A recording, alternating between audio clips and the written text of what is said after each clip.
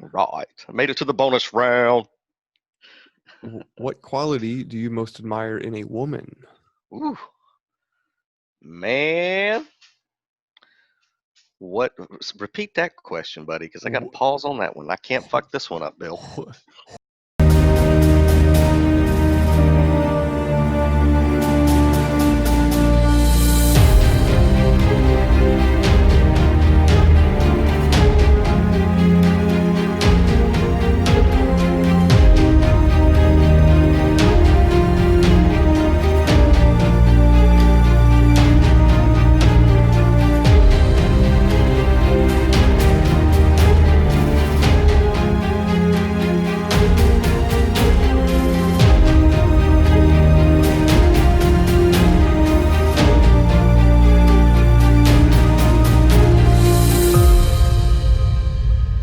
So I never really asked this. How did you come across Daniel?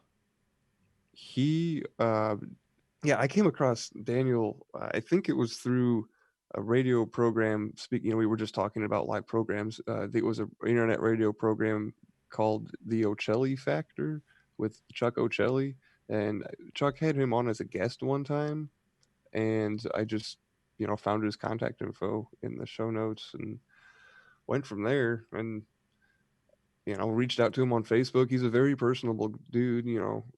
We've had some conversations back and forth on Facebook Messenger and whatnot. And I just I bought his book.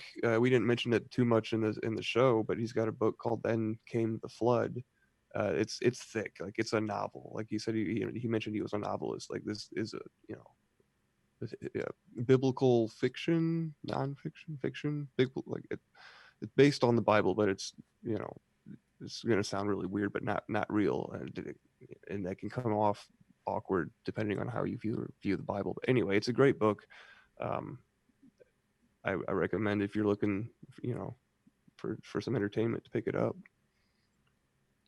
Nice. So yeah, that's how I came across him. Well, it was a great conversation. Yeah, Really yeah, great, and it's surprising how it dovetailed really nicely into our last guest. Or I don't know if was it our last edited Marty Leeds yeah. that we This will recorded. come out. I think there'll be a couple episodes in between this one and Marty's. So So yeah, we just released that one, and yeah, it was yeah, really beautiful to see how his perspective and parallels, just fit so well. So yeah, it was interesting. This almost felt like a continuation of that podcast or that episode of 13 Questions. a little bit it did. To think about that. But yeah, Daniel's a great dude, and I'm happy that he came on, and I'm excited to see what the future holds if we're gonna, collaborate on whatever. Yeah, absolutely. So yeah, All right, Daniel. Question number one: what was the best advice ever given to you? Would you modify it at all today? Oh man, what was the best advice ever given to me, and would I modify it today? First, thanks for having me on, guys. I've been looking forward to this my whole life. I used to watch Inside the Actors Studio with Bruce Lipton and go, one Oh, day, one day, I will our be questions asked. are so much better. Yeah, they are. I glanced over them because I didn't want to be too, I didn't want to have too much forethought to how I was going to respond. So I skimmed them. But I'm like, I have been waiting for this moment, my entire life, to be asked questions as if I'm rather important. What So, is your favorite color? And how does it make you feel? do you mean an African swallow or a ah? Yeah, any Monty Python references that are caught by you guys mean you're even cooler than I first thought. So, best advice. Can I cheat and give two? Absolutely. Absolutely. Awesome. Um, the first one would have to have come from my father, who said, "Son, never go with a ready-made family." and him being the married to a woman that had like 8 kids, and he's got 3 of his own. When he said it through troubled brow, I knew he meant it. And so that was one of the best pieces of advice I ever got. And hell no, I wouldn't modify it. He was basically saying, spare yourself the insanity of that task, son. Not that he didn't love my mother, but it was difficult. So no, I wouldn't. I wouldn't change that. Never go with a ready-made family, son. And I've stuck to my guns on that. So that's the first piece. The second piece, um, in all seriousness, my father's brother, my uncle, he was a master mason, and Bill, I dabble in metaphysics and at the esoteric and the occult and things like that. Oh yeah.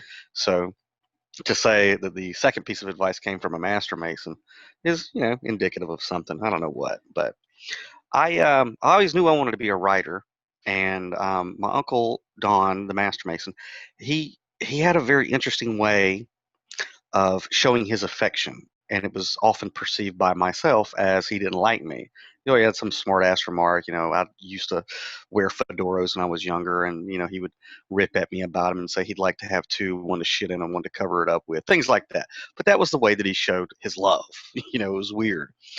Well, there was one point, it might have been 11 or 12, where I had to navigate him to a different town in South Carolina because he didn't know the lay of the land, and I was volunteered by my father to ride shotgun and show him how to get to where we were going. And I was like, oh, great. This is going to be awkward. This asshole hates me, for one, so I got to show him how to get to this place. But this was like one of the very few moments I remember where if there ever was some hardcore Master Mason knowledge that was dropped on my head, it was on this ride, and it was by him. And he didn't make eye contact with me, but just based off of his body language and his tone of voice, I knew he was trying to make some type of a connection with me, as if to say, "Pay attention." And so I perked up, and he said, "Boy, what are they telling you in school is the most important subject you need to study?"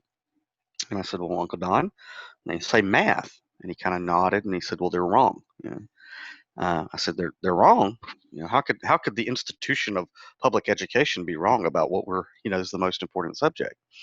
And he said, "It's words, son. It's the way that you use words." He says, "That's the most important thing that you can know." And I said, "Well, what do you mean, Uncle Don? Can you explain it?" Now, he was a painter by trade. He owned, Crumpton Painting.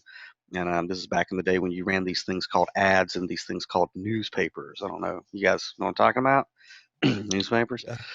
Yeah. So he said, "Well, let me explain it to you." Now, in hindsight, after I've studied, the Masonic stuff, now I can see why he said it the way he said it. But he said, I'm a painter and I got my own company, and I have competition, and they'll run an ad that says, "We'll paint your house for $300." He said, and so they'll run that ad, and they'll get a little bit of business. He says, "But I'll come right along, and I'll put an ad in the paper that says, we'll strip your house, we'll prime your house, we'll put on first coat, we'll put on second coat, we'll do cleanup, and whatever the all the vernacular of the painting industry is." He says, "And I'll say for $5,000." He said, "And I'll get more business than that first guy." He says, "Now, do you want to know what I basically said?" And I said, "What's that, Uncle Don?" He said, "We'll paint your house for $5,000." So he said, "That's why the usage and study of words is the most important thing that you can know." And that piece of advice probably set me off on my path more than I realize even today. And no, I wouldn't modify it, because I think your last guest, who was excellent, his name was Marty Lees. Is that right? Yep. Yes. Yep. Yeah, he was discussing the usage of words and magic, and Oh, spell work. And whenever he heard that, I was like, "Oh fuck, Marty, you stole my thunder," because that's what the fuck I was gonna say. But yeah, so that's the second piece of advice, and no, I wouldn't modify it. Still stands true. that's an awesome answer. I knew. See, this is why I wanted to have you on, because the way that you explain things with stories like that is, it just really, resonates with me. But yeah, speaking of using words, yeah, that would, I guess that would be speaking to what do you have, logic, or you have grammar, logic, and then rhetoric. So Hmm. that would kind of tie into the whole idea of rhetoric, right? Yeah, I mean, and another way is, one, it's very handy in business if you're doing negotiations in business. Also, it really helps in your personal relationships to be able to communicate as well. You know what I mean? But I think one of the best tools in your arsenal, if you were a wordsmith or a word magician, is you could spot somebody else's bullshit a mile away. You know what I mean? You can spot their bullshit. It's like, "I'm a domestic engineer." It's like, "Okay, you're a housewife. Great." You know what I mean? So yeah, words. They're fantastic. They could, Words the mean things. Words mean things. The Bible's true when it says, it can lift you up, it can build a nation, or it can destroy somebody, the way that you use your words. So, yeah. Did we nail that one? We good? I think so. Words All and right. spelling and all that Mhm. jazz. Coming from a master mason, no doubt. Yes. Nudging me, perhaps. Who knows? Well, uh, so we'll move on to question number 2. What was the most important lesson you learned from your parents? Whew. Now this will be a multiple answer too. The first thing I learned from my parents is commitment. Just whatever it is that you're putting your hand to, commit. Don't go in halfway. And I learned that from basically watching two individuals who came from, the dirt roads of country Georgia during, right after the Depression. They come from unbearable odds, who went through their different life courses of trial and error. And, my dad was in 2 foreign wars, and my mom went through several abusive relationships. And when they got together, the deck was already stacked against them, but they committed to each other through thick and through thin. And if there was ever, maybe I'm old school or old fashioned, but if there was ever a perfect love story that would epitomize till death do us part, through sickness and in health, through all that shit, it was my parents. It was my parents. And I'll tell a quick story. Uh, and she wouldn't mind it either. My mom, she struggled with addiction. She struggled with alcoholism when she was younger. She licked it like a champ, just like she licked everything else. But after her father passed away, she went through a particularly traumatic time. And anybody who's listening that's lost a loved one, life's gonna suck for a while. It's gonna suck for a while, and you cope the way that you can cope. And unfortunately, the way that she chose to cope was by heavy drinking. And I remember at the height of it, I sat down at the table with my dad, and he was drinking his coffee, doing his crossword puzzle. And I said, Dad, it was a she had made a lot of mistakes while she was intoxicated the night before. And I said, Dad, if you wanted to divorce Mom, I wouldn't be mad at you. And if you do, I want to come and live with you. And I watched that man. My dad he was a cool dude. He was a cool hand Luke. He very rarely lost his temper. When he did, watch out. But whenever you saw him angry, you knew you fucked up. So he took his glasses off. He looked me dead in the face, and he said, Son, you get up from this table and you walk out of this room, and you never say that again. Because in his head, he had made a commitment, and yeah, it sucked. She was fighting through an illness, a disease. And it would have been very, very easy for him to bail when things, got rough. But he wasn't going to do it. He had committed, and he was right, because it was like just not really a few months after that stand that he took that she just completely quit, and she never went back, and remained sober for the rest of her life. And but it would have been so easy for him to have made the decision to break his commitment that day.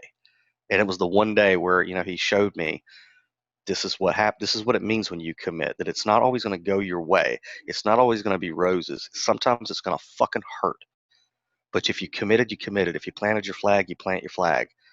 And, you know, thankfully I was able to see that that commitment was rewarded. It was rewarded.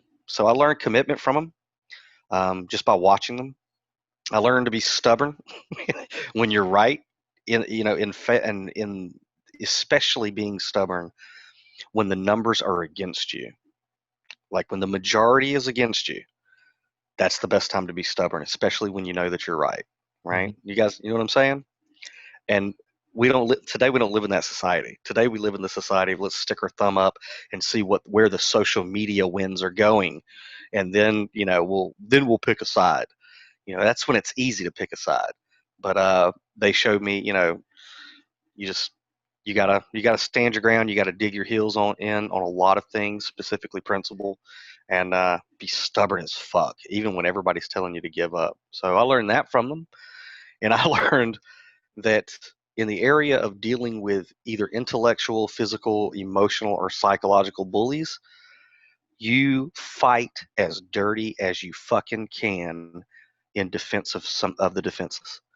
If there's a bully out there, and anybody who's ever, done something that I consider to be rude, which is take advantage of another person, or try to beat up on somebody who can't defend themselves, that's when you see the Hannibal Lecter in me come out.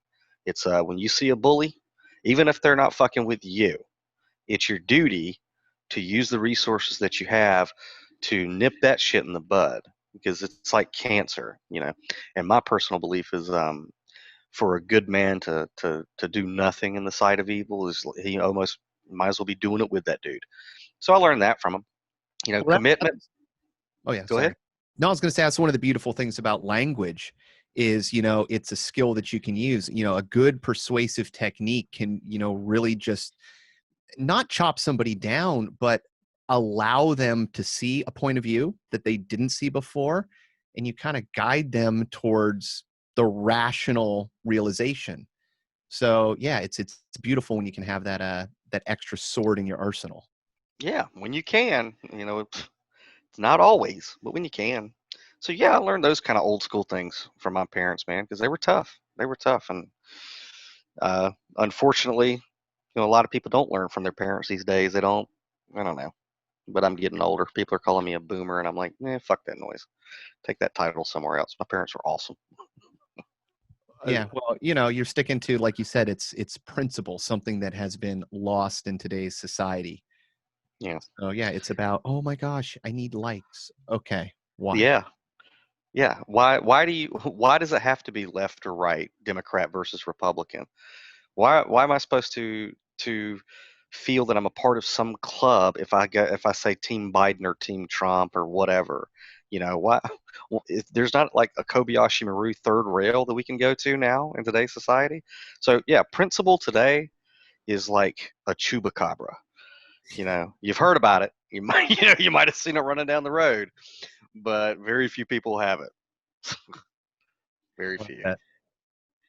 Yeah, I think picking a hill to die on, so to speak. Is that how that phrase goes? Yeah, Yeah. you pick the hill you want to die Yeah. on. Yeah, I think doing that nowadays, especially, is hard because it requires, taking a stand requires bravery, sticking to your guns, and I think that it's so easy to be swayed, this way or that way based off of, whoever's trying to change your mind. That Well, being able there's to, so many hills and so much information. So, to thoroughly, investigate everything you come across on every hill, and every hill you're expected to choose to die on, it's just unrealistic. So, the algos and the manipulation of that information basically becomes the truth. Yeah, not to mention, as your last guest kind of hinted at, the full implementation of Orwell's, thought Yeah. crime is just in full force. So even when, these young budding minds are about to become enlightened and pop their third eye, they still have to deal with this thing of, you're not allowed to think that, it's not politically or socially correct, or you're not allowed to say that. That's, it's going to offend somebody. And yeah, people have always been offended for the longest time, but now in this day and age, it's ridiculous how offended people. I was joking about this with a partner was in the car the other day. I was like, now people are not only just offended at your thoughts and your words, they're offended for other groups on their behalf who aren't even offended at what you're saying. You know what I mean? It's like, Usually who's offended whenever there's anything race related going on, it's the person of the opposite race that feels guilty, that's making, is the squeaky wheel, if you will. yeah, yeah. So I don't know. It's a little for me, who's somebody who's getting older. I just had a 40th birthday, which is interesting. But now it's like, and I'm not afraid of getting older. I'm actually digging it. Like I'm liking it. It's got some benefits and some perks. But I'm looking at this new generation that's coming up behind me, whose mess it is. This is their mess, and it just gives me the chuckles whenever I see what they're offended at today. Well, What it'll did Dave? work out. Yeah. It'll So work out. I see the pendulum swinging. So, it's going to swing all the way over, and everybody's going to be like, man, I had terrible parents. They didn't raise me. It's going to swing to the other side. Well, Yeah. We'll find something somewhere. It ain't gonna be this though.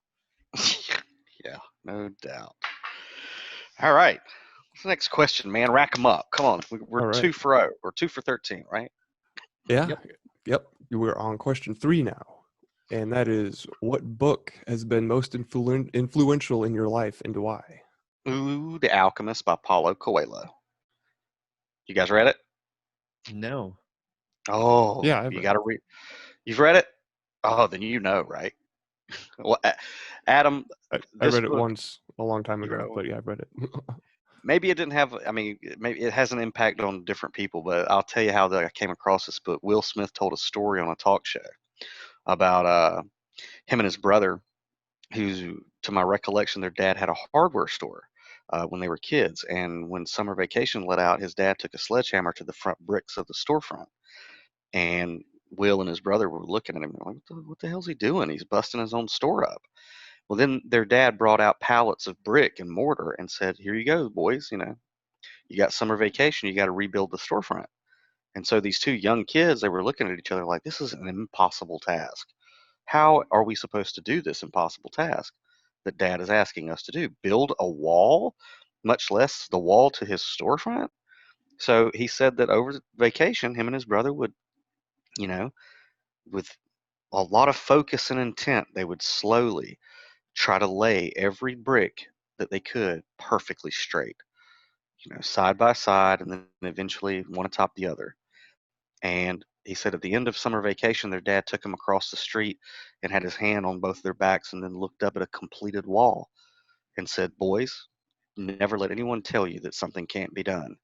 And Will Smith said that he learned in that summer that it's not about, when you set out in life, it's not about saying to yourself, I'm going to build the biggest, most perfectly straight, unbreakable wall ever. He says that's not what you do.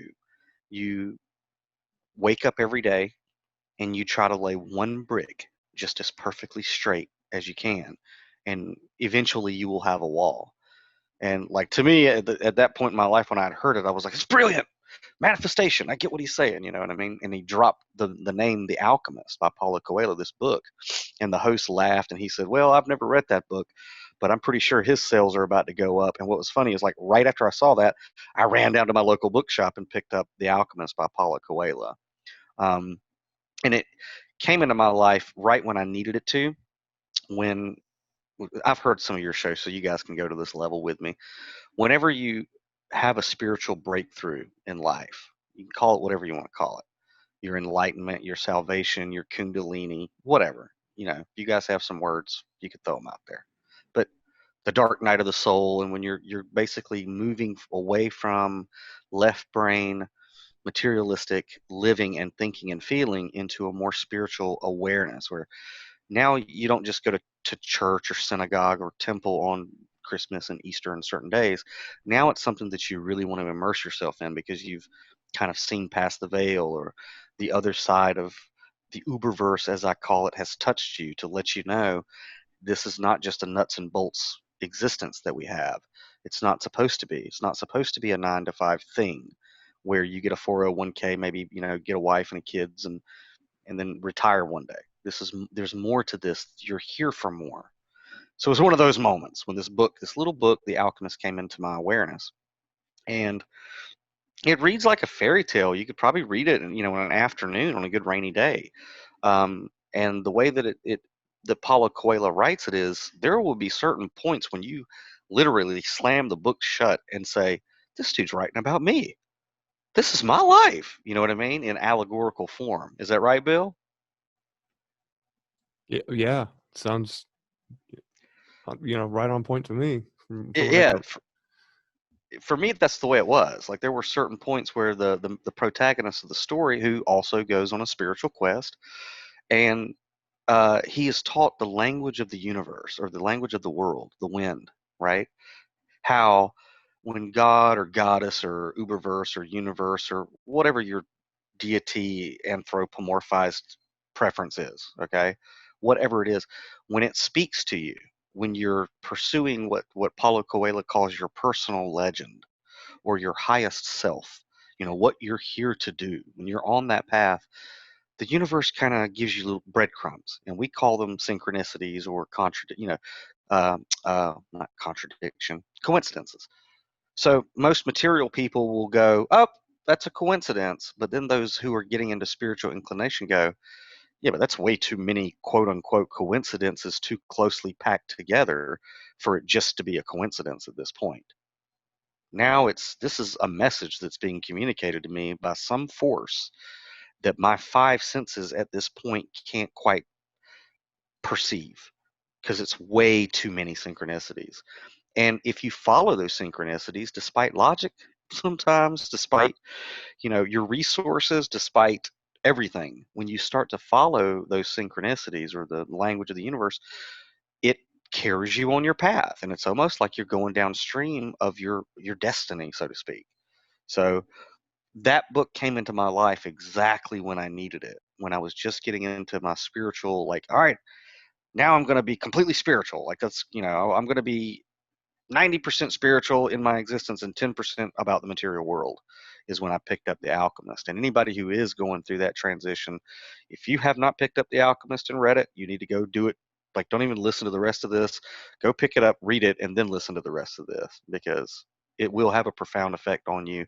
If you've ever been on your knees with tears streaming down your face as your world has collapsed and you're just begging whatever is out there, why? And you need an explanation.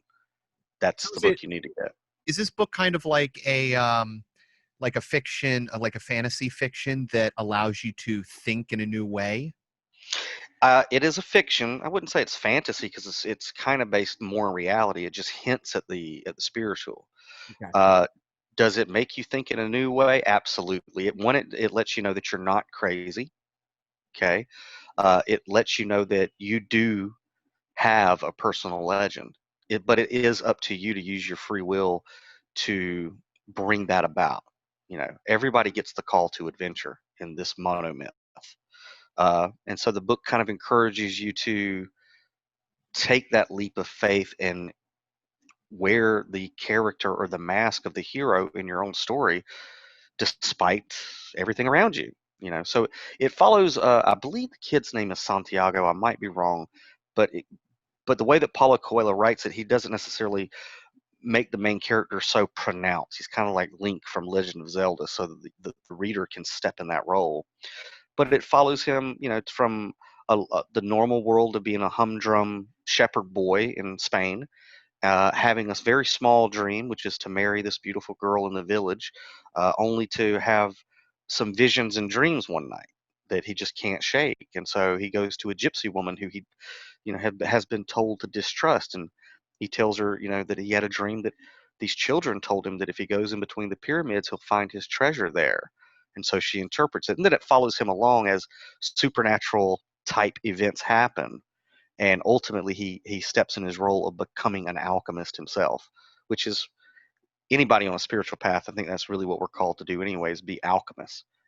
It's our duty to take all the energy and matter, I think would be the right word, matter around us, and transmute it for not so much personal benefit, but for the benefit of our species collectively, which is still personal benefit because it makes a better world to live in when you do that. So that book, yeah, and it and I know Bill's heard me talk about people who are in the esoteric or who are in metaphysics. I call certain groups that are ignorant that use it for personal gain or power or hurt other people. These black witches and shit like that in that whole world, which is like a dark Disney world.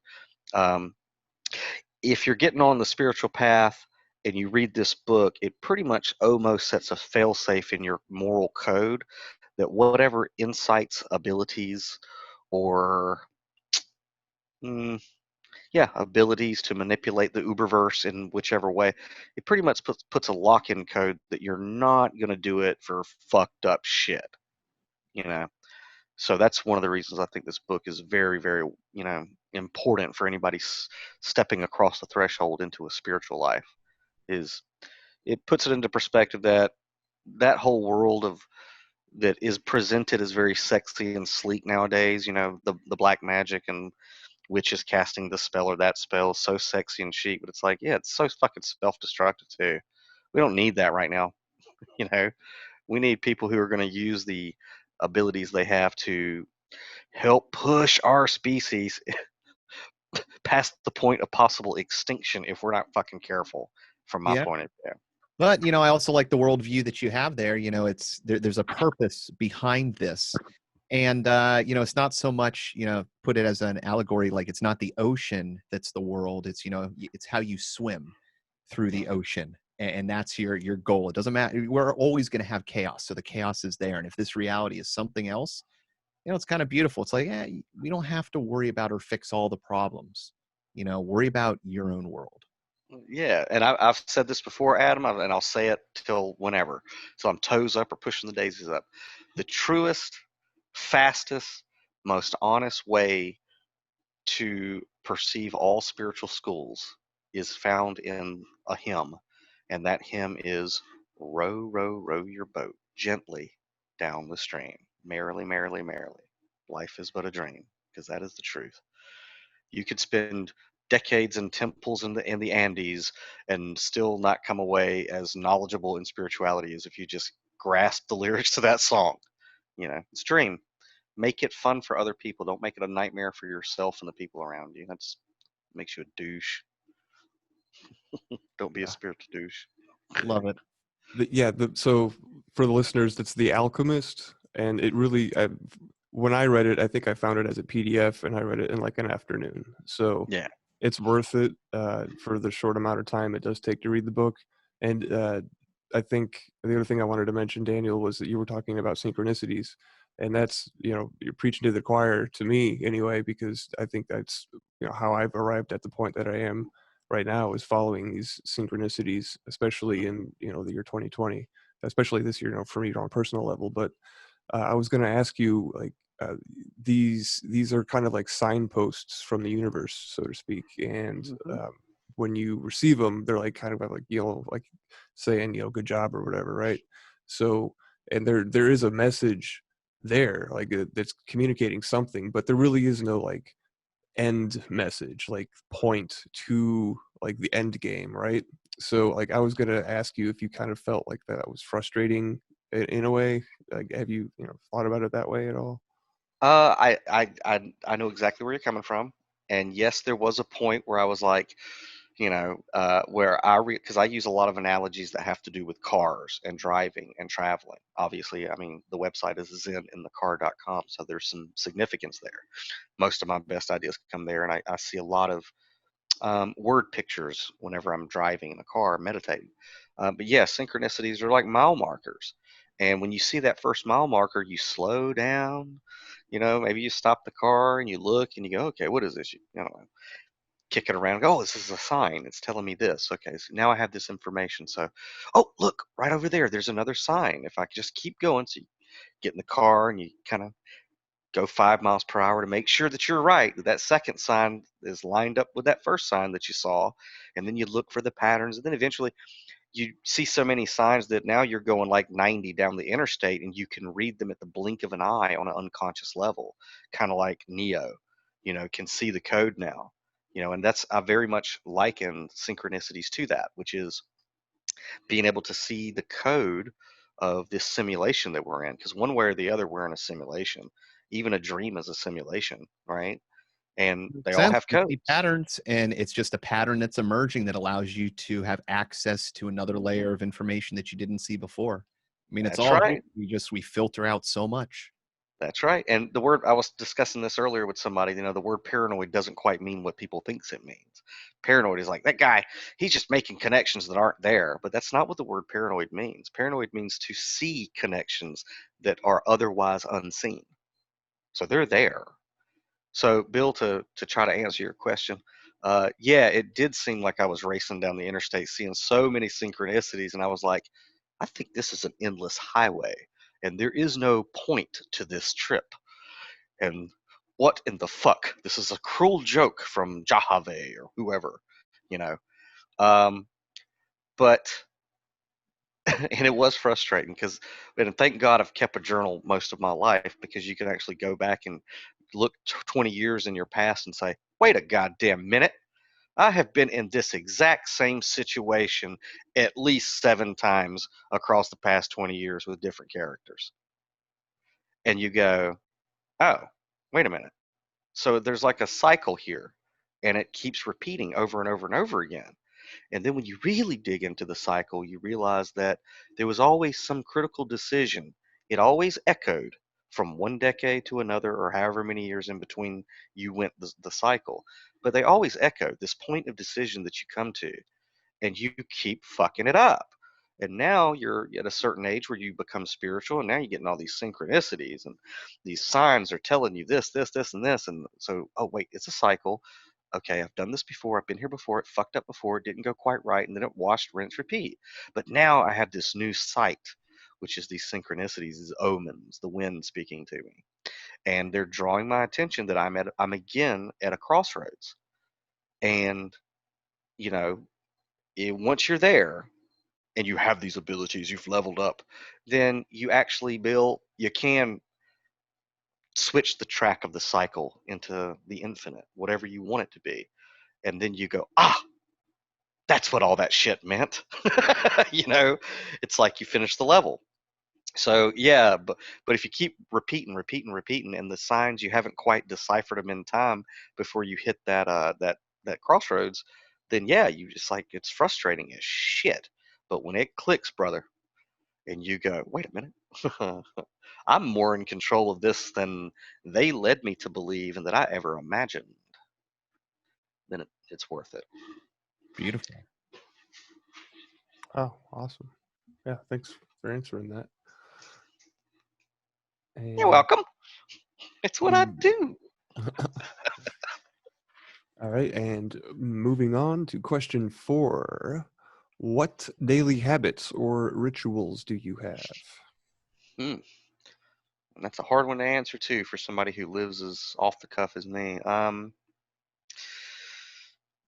Don't like to look at any smart device. Before maybe wait 30, 40 minutes. That shit can wait. But when I wake up, immediately I try to ask myself questions like, what do you get to do today that you haven't done before, or what do you get to see today that you haven't seen before? I ask myself questions that demand positive and motivating answers. Because I'm a big Tony Robbins geek. I did his shit when I was like 13 years old, Personal Power, and Nice. yeah. So it was like whenever he explained that your brain is a computer, it's going to give you an answer. So if you ask it bad questions, like, what the fuck do I have to go do today? Then your brain's going to be like, you have to fucking pay bills, and you have to and it's going to be shitty back to you. But if you ask it questions that demand a positive and motivating answer, then dude, you're ahead of the curve already. Like before coffee, you're already ahead of the game.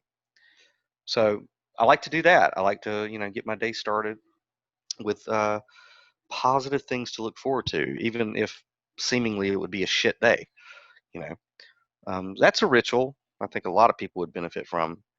But yeah, not looking at the phone, not immediately allowing 5,000 Facebook friends and phone numbers and chat people infiltrate my consciousness before my consciousness has even had a time to get back in the body fully.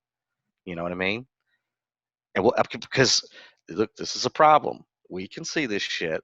People are, technology is a wonderful thing, but it's gotten to the point to where now people literally can't go, like, that's the first thing they grab when they wake up. They haven't even fully come to their senses, and they're wanting to get their dopamine hit to find out, who posted or who liked or who shared or whatever, or what's on their newsreel.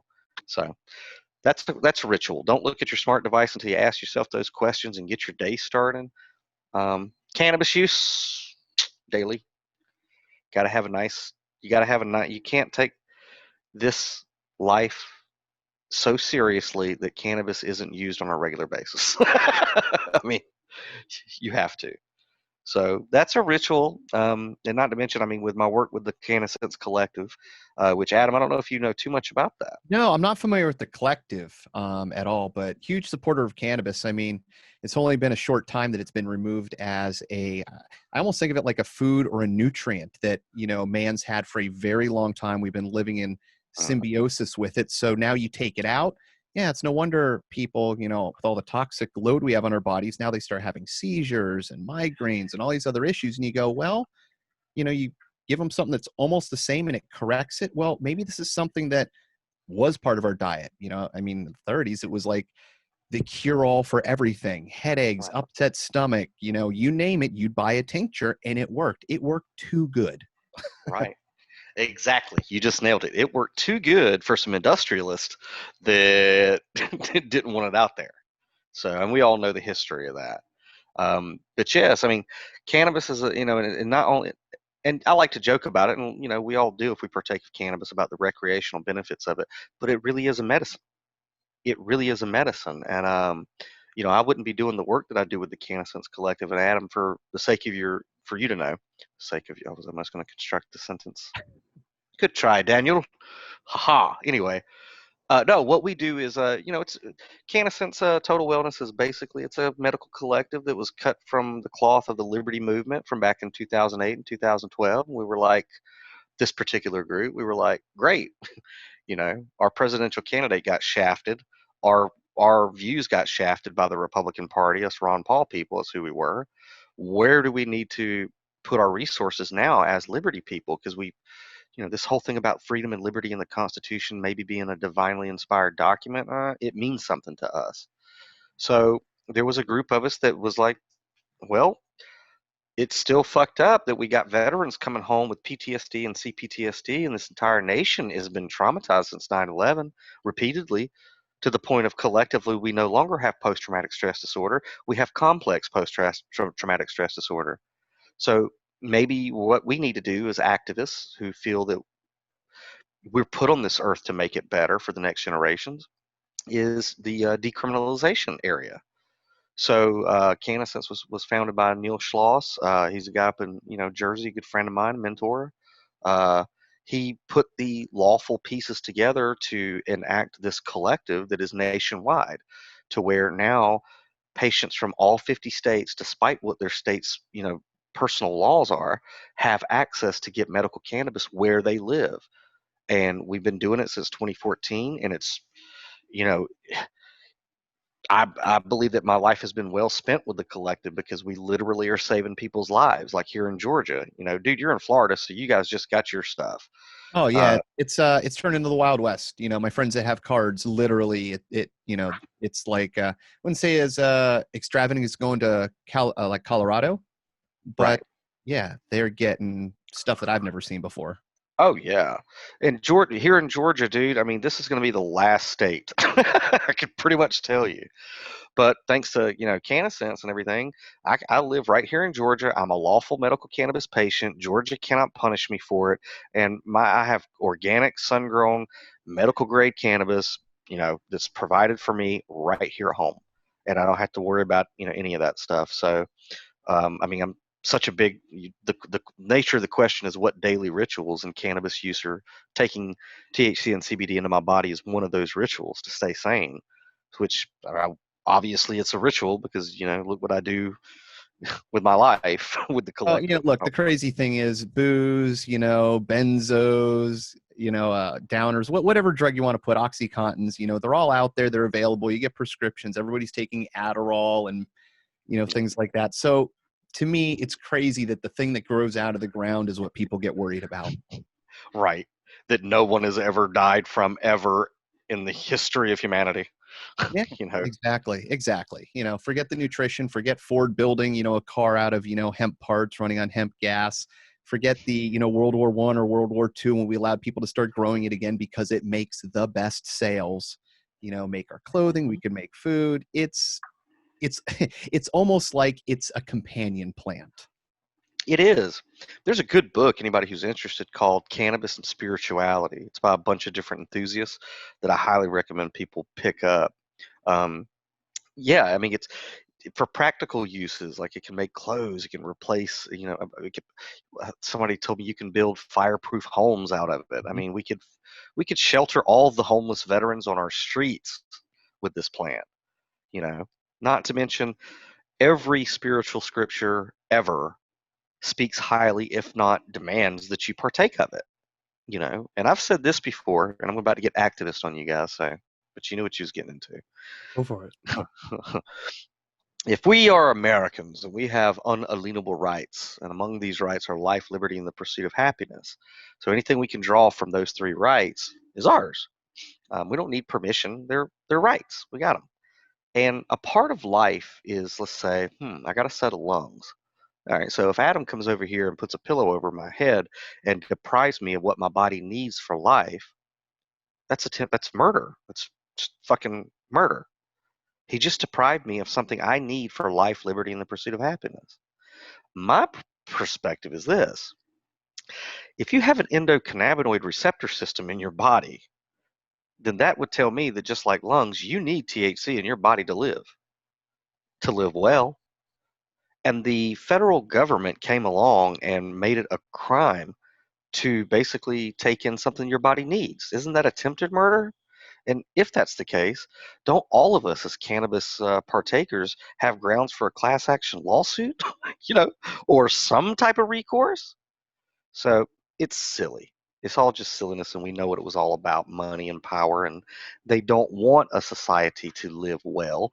They don't want a society that can think in terms that cannabis allows them to, because a lot of this horse shit that's going on in our country and world wouldn't be going on right now had Anslinger and all those cats not uh, restricted access to this plant medicine and threw a whole bunch of people in cages for it. It's absolutely criminal and savage, is what it is. So I use cannabis on a daily basis as a part of my rituals. Yeah. Those are great answers. You're not going to find any arguments from me. Oh, thank you. Other than that, because I live a Spider-Man-ish life where I jump through hoops and everything changes from second to second. Uh, a lot of prayer, a lot of I drive a lot and listen to music. That's my form of meditation. I think music is so powerful, and you got to have it in your life every day. But yeah, music, prayer, keep candles lit, keep a chill environment, some cannabis use, and take some time to unplug from the matrix of the internet and inundation of content, thoughts, feelings, opinions, and otherwise from other people sometimes. Yeah. Take an hour. Don't let other people live in your head. Yeah, dude. Take an hour at least and go sit under a tree and listen to crickets or birds or something. You gotta. You will snap if you do not. Which is another thing too in the podcasting world. A lot of these cats behind the scenes that don't like me no mo, which I'm totally fine with, but they do like me and you, like us. We do it off the cuff. Like we do pre-records and then put it out. For me anyway, it's like whenever I get around to it, I'll put it out. But a lot of people in the broadcasting world, because now everybody's Andy Warhol. They got all of them. Everybody has their 15 minutes of fame now. Even if it's only them hitting refresh. But in their head, they think that they run big global empires with these podcasting platforms and yada yada.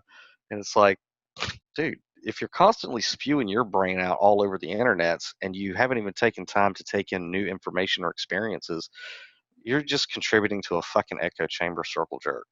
Oh You yeah, know what you I mean? become the comedian that only tells jokes about airlines. It's Yeah. like, okay, so unless I fly every time, I'm never good. What are you doing? Yeah, I mean, I could spin the dial on any random Spotify podcast, and chances are I'm going to hear the word Trump in the first 2 seconds.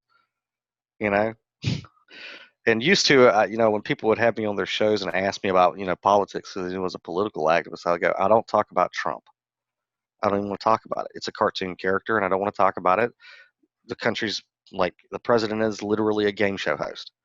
I don't want to waste. I don't want to. But now, as we're closer to election, I feel that it is my duty as a satirist and a writer and just an ornery son of a bitch to pop up and say what the fuck I got to say about it. Because I think this is going off on a tangent, so you guys have to steer me back. I think that if you're participating in left or right, Democrat or Republican, and you think that you're actually helping this country or humanity any further, you need to pull your head out of your ass. You are spinning your fucking wheels, and you're part of the problem. Two Oh, wings, not even one that. bird. Yeah. Well, even so, if you want to be successful, guess what? They want an escape from all this. So what I love is I love watching sports. They're all messed up. They're all terrible to watch. Every sports fan I know complains about every sport, but not the UFC. You watch a UFC fight, there's no politics. There's no nothing. it's a different game, and it's beautiful being able to sit for a few hours without that social bubble coming in. Yeah, I know what you mean, man. So, yeah, I guess to wrap that question up, I mean, yeah, you make sure you just pay attention to how much inundation from the internet you're getting, and everyone's opinion. Because I got my front door open and everything, like it's crickets and it's pretty outside, so the world's not as on fire as some people want you to You're think. practicing good mental hygiene. Yeah, I mean, the world's fucked up. Don't get me wrong, but it's not as fucked up as they want you to think it is right now. Yeah, the sun's still gonna rise tomorrow. So Allegedly. right. Get back All to right. you. Ready for question 5? Ready for question 5? If I were to ask your best friend, what is the one thing they would say you need to work on the most, and why? I don't do best friend or acquaintance. I mean, they're all friends. If you're in my small inner circle, then you're pretty high up on my respectable list. And they all would probably unanimously say, dude, stop overthinking it. Stop overanalyzing it, because I'm a Virgo. So it's like one that's hardwired into me anyway. But yes, don't stop overanalyzing, or analyze it a little bit less, and stop overfeeling, because I have superhero syndrome. So it's like I see other people's problems, and it's like sometimes they don't even ask me to help, and I'm already coming up with solutions for them. So my friends would tell me, stop overthinking it and stop overfeeling it. Yeah, the superhero syndrome. That's something I kind of resonate with, but I called it, not to sound like egotistical or anything, but kind of like a savior complex. Like you Messiah have, complex. yeah. Is that like a clinical term for it? Or I've certainly had a clinician throw that motherfucker at me. Say, you have a Messiah complex. So whether it's clinical or not, I don't know. Some clinicians would probably call it codependency, but I believe that there is a very distinct difference between codependency and, say, superhero syndrome or Messiah syndrome, in my opinion. because I've Yeah. had a counselor throw the term savior complex at me before. That's the first time I've kind of heard of it, and trying to distinguish between that and codependency has always confused me. Yeah, yeah, that's a pickle. And here's the best way I know how to do it. Codependency it can be, just like any addiction, a coping mechanism where you are basically distracting yourself infinitely from your own shit. Okay. Once I take care of everyone else's problems, then I'll be able to look and talk to my inner child and all my childhood traumas and wounds. Okay. So that's codependency. It's also like you get a sense of self-worth and value based off of the other people around you. I would say if you're in counseling, then it's not so much codependency. It may have been latent codependency. And again, Bill, I am not a doctor. I'm just giving my fucking opinion. So yeah, I think that if you're in counseling, you're somebody who is going within yourself, who is willing to face your own shit. So it's like, well, if it was codependency, you're backpedaling it. So if this tendency to want to, I don't know, help others in need is still there, maybe it's not such a bad thing. Maybe you just need to figure out how to put healthy boundaries around it. I mean, if we look through history, like the clinicians and other people will look at you and they'll say, "Oh, you have superhero syndrome or Messiah syndrome, or you're trying to save everybody," as if it's a bad thing. And it's like, yeah, but those people change the world. People like that are the ones that shunt history into a positive direction for at least a while before their words get all twisted, and then you get religions and shit.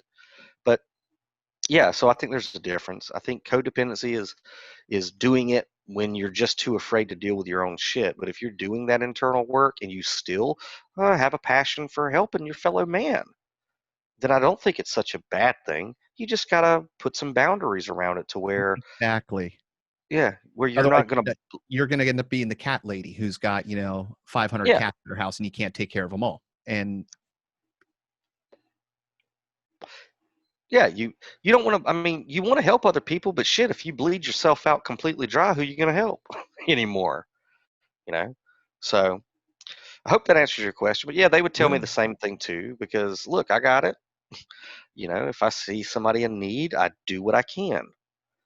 I do what I can. And a lot of times I've ended up in situations where because of that, I've done without myself and it fucked me up pretty bad. So it's just like, okay, if I can't help this person like completely solve their problem, what little bitty thing can I do to at least push them off in the right direction?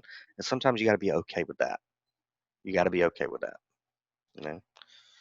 And with superhero syndrome, a good practice to implement is at least for a week. Try this shit one time, your life will change. At least for a week, make it a goal that no matter what's asked of you by who, your answer is no. Try it for a week, right? Just no matter what it is, just say, God, forgive me if some little old lady asked me for $1, but this week I'm just going to practice building that muscle of looking somebody who's in a bad way, begging me, having faith that you got other people, other angels, other superheroes, or whatever out there that'll pick up where they need to. And I got to look at this little old lady and say, no, do it for a week, you know? So that's just me. Just saying, Yeah, take it, that leave it. that's interesting. I've heard of saying yes to everything, but I've never heard of the opposite, saying no to everything. Give it a shot. Yeah. Try them both. But yeah, give that a shot for sure. Give it a shot for sure. All All right. right. Are you ready? Okay, so Daniel, what are you most curious about? Where do babies come from? No. Right now, because getting back to me being a Virgo, whenever I am curious about something, I rapidly go to find the answer. So I'm often not curious about much. But right now, I'm curious, like, what the fuck they're doing at CERN, because that's recently been in the news a lot lately. And, you know, an article was sent to me earlier today about them firing it back up, in a major way this week. And I find that funny, that Mars is doing its spectacle up in the sky. Is And so they're gonna, retrograde. yeah, it's retrograde. It's beautiful out there tonight too. But they're firing this thing up and they're releasing these very professional and scientific articles where they're, yes, we're going to touch other dimensions of the multiverse, just so you know. And though there is a possibility we're going to open up below a ton of miniature singularity black holes, and in the event that we do, we'll let you know. Okay, so yeah, you're going to let us know that you opened up a lot of doorways into the multiverse. Great. So I'm curious, like how that's gonna, well, like what's gonna shake down, because I remember distinctly, um, when they first fired that bad boy up, the Large Hadron Collider. There were people in my sphere, my life, my real life, who were terrified of what was going to happen whenever they turned that thing on. And I think it was near 2012, December 21st, so that was playing into it too. Um, and seemingly, the world did not come to an end, and seemingly, we did not shunt ourselves into a different dimension. But I don't know about you guys, but from where I'm standing, I know that things have certainly not been the same since they first fired that thing up. So what I'm curious about now is, now what's going to happen? We've gone from really the entire century of 2000 up until now. It's just it's exponentiating in insanity, it seems. So Grab I'm more popcorn. The curious. movie's getting better. Yeah, yeah, right. So to me, I'm curious, like what's going to shake loose next, man? How the story's going to play out. Yeah, Yeah.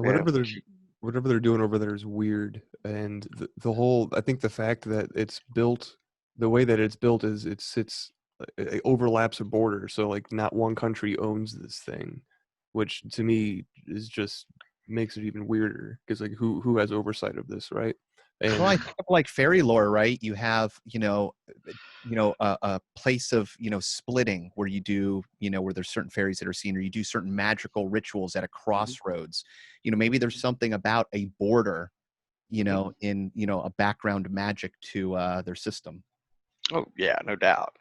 And it's just, to me, it's hilarious because it's like, the way that as a matter of fact, before I forget, somebody did when they sent me the article, they said, who has given these people the authority to do this? And I go, they are. They're giving it to themselves, because you can't sit there and tell me in some lowballed scientific article that you are in the largest hadron collider ever built by man in the Alps or something, in the Swiss mountains, wherever the fuck it's at. You are you're recreating what happened at the original singularity of the Big Bang, and you're miniaturizing it, and you can't tell me that's not going to have an effect on reality and every one of us. Get the fuck out of here. I The mean, greatest part is they think they can. you know, It's like so when they did the atomic blast and everybody's standing, nearby with goggles watching the flash wash over and the winds come by. right, You know, we'll nothing deal to with see that here. later. Yeah, nothing to see here. It's a pretty light show. Just ignore that third arm. Yeah, exactly. That didn't affect anybody. Let's forget that it literally covered the entire planet with a new type of radioactive dust. Yep. And yeah. So whenever I had somebody read the article today to me because I was driving, and they were like, "What do we do?" I go, "What are you gonna do?" To me, it sounds like a good time because shit, genie's already out of the bottle. I'm just here for the ride. You know what I mean? Hey, it's the only way you're going to survive this world, not being terrified. Well, it's like Led Zeppelin says, "Man, I'm a traveler of both time and space. This ain't my first rodeo. I'll be back." you know. Dude, I think it's just gonna get weirder because you mentioned Mars there for a moment. The planets of Saturn and Jupiter are also getting ready to go conjunct to each other around the solstice this year. So, like, that's a rare occurrence, and could add to the uniqueness of whatever the hell's happening at CERN. I don't know, but I do know this, and I've said it all day today. Those of us of a spiritual proclivity, that do have the well intent of the planet and the species and all, it's probably a good time to utilize your skills and abilities to, I don't know, try to influence the course of humanity's future towards something positive. Be a good time to do it. It's a suggestion, as somebody who just dabbles in metaphysics, just saying. I agree. I agree. All right. Question 7. What was the most embarrassing or humbling experience of your life? Most embarrassing was really silly. It was me memorizing this entire line from Pretty in Pink to recite to a girl when I was in kindergarten, and I did it perfectly after I'd memorized that line, and she wasn't even paying attention to me. She just, in a cold stare, said, "I'm sorry, did you say something?" And I was like, "No, I didn't say anything." But I fucking played that line so great. I had to listen to that stupid movie for like a week to Do you build still it. remember it? No, hell no. After that event, I said I will never see Pretty in Pink ever again. But yeah, that pretty little girl, she was just like, "I'm sorry, did you say something to me?" And I was thinking, I deserve an Oscar for the shit that I just said to you, girl. Yeah. But I said, "No, talk to you tomorrow," and waddled away in my kindergarten depression. Most humbling thing. The most humbling thing is burning the fuck out and hitting rock bottom. Uh, my understanding of the word humble, my middle name actually means to be humble, uh, is not what most people, especially churchianity, would tell you, which is on your knees with your face to the ground in an "I'm not worthy" position. That's not what being humble means. It does indicate being down on one knee, but it indicates in preparation to rise. That is what being humble means. Okay. So my most humbling experience it was living most of my life as a caregiver, uh, burning the wick at both ends, thinking and pushing myself as if I had an unlimited amount of energy and resources to draw from to do these things for others. And then enduring post traumatic stress disorder, and then a series of traumatic events leading to CPTSD, to a total fucking burnout. A total slam your face on the concrete foundation of this motherfucker, I'm done. And thankfully having a support network around me and loved ones to say, dude, you forgot the first rule. You got to take care of yourself first. Because if you don't, this is going to happen again and again and again. And when I really got that lesson from just literally, feeling like I had the weight of the world on my shoulders and it was my responsibility to do everything for everybody, and then you just you can't. Your gears eventually fly out of the hood. You have a total breakdown. You hit the bottom, and then you go, oh, it is time to take care of myself first. That was humbling. The most humbling thing that I've been through anyway is coming to having to admit to myself that I can't do it all. I can't do it alone. You know, that's humbling when you've lived with a philosophy that you're the only one here, kid. You got to do it. You know, to be in that position is very humbling. It's good, but it's fucking humbling. I Oh think yeah, all the beautiful, wonderful things we have around us. Very few of them are, one person, one idea. You're certainly not getting a computer with one dude. Right, no doubt, no doubt. All right. yeah, and I think But that would emphasize the importance of community also. Like, trying to do stuff alone. I mean, there are other people. Humans are social creatures. Other people are there to help you. Well, people forget how far we've gotten. Everything in our world is from our imagination and from our ability to work with each other. Yeah. So it's yeah, we're really messing it up with social media.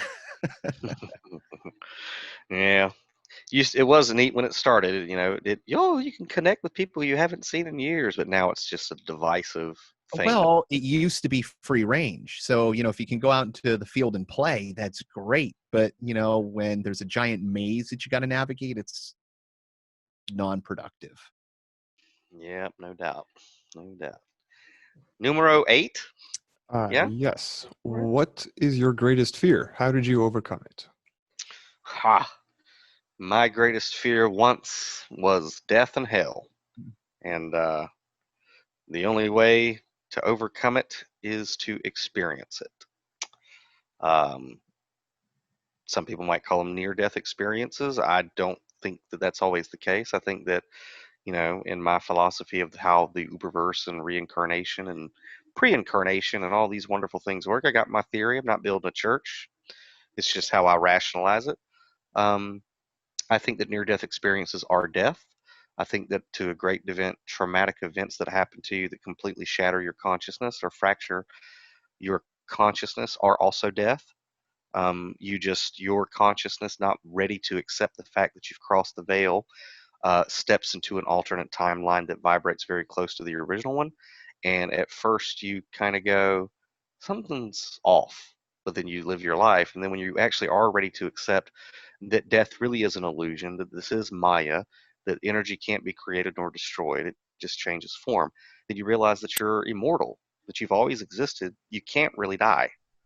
Okay? When you come to that place, um, then you become free. But for me, I had coming from a Southern Baptist upbringing, not upbringing, but background, I had a terrible, terrible fear of physical death and the idea of burning in this Christian hell for eternity. Oof. So how I overcame the fear of death and hell was shortly after my father passed away. I had some very supernatural experiences as a Southern Baptist that outright told me, you have not been told the truth about how this works. Um, I was giving my father CPR when he passed away, and whenever I went to open his mouth, the last bit of air that he had ever took in went into my lungs. And, I heard a young man's voice, but knew undistinguishably it was my father. And I'm sitting there, about to give my dad CPR. Part of me already knew he was gone. And when that air came into me, it literally filled up my lungs. It was like it was overwhelming. And I heard him say, "Don't panic, son. Everything's going to be okay." And at that moment, my heart rate it had to go to like 80. It was just calm as a Hindu cow. And I did what I had to do. That led me on the path of questioning what the Orthodox churches say about, can you speak to the quote unquote dead? Can they communicate back, et cetera, et cetera. So the event giving me PTSD, but also making me question my spiritual beliefs, sent me on a path of, well, Gnosticism for the most part. Well, I that's don't. a common theme that you hear about, in the shaman. A traumatic event, Mhm, opens up, this event, something that governments have tried to use on children to elicit, mhm. paranormal qualities. So it's what I love about this is it's kind of like baked into reality, no matter what dogmatic doctrine is out there, reality shows itself. And when it does, it's so personal, it's undeniable that it doesn't matter what they say. Mm-mm. Yeah, because when other people tell you about their spiritual or supernatural experiences, you have to believe them through faith. When it happens to you, then you know it, and nobody can take it away from you, and you cannot be deceived in that area ever again. So that catapulted me into more of a Gnostic path, and then into the Kundalini and all of that. And I believe it was a death experience, and several since then, to where when it occurred, I said, I did actually, what's the word I'm looking for? Not discombobulate, but disembody. My consciousness was disembodied from my physical body. And all of these wonderful stories. And I rarely ever talk. I don't think I've ever said this on the air or on a podcast before. So, you guys, how about that? You got me to, you're going to pull it out of me. We've got an exclusive. You got an exclusive. Yeah. But, and, yeah, so the event happened. You go, I don't think I'm alive. I don't think that I survived that particular situation. And you're like not in your body anymore. And so where are you at? I've had several of those experiences now, but this particular initial one took me into a place of the multiverse, uh, where I could only describe it as the Christian hell.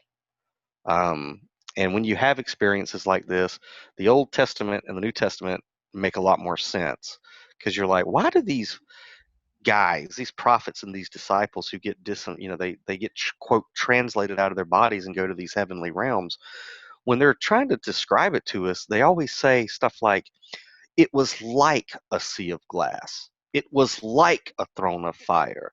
They can't just come out and tell us what it was.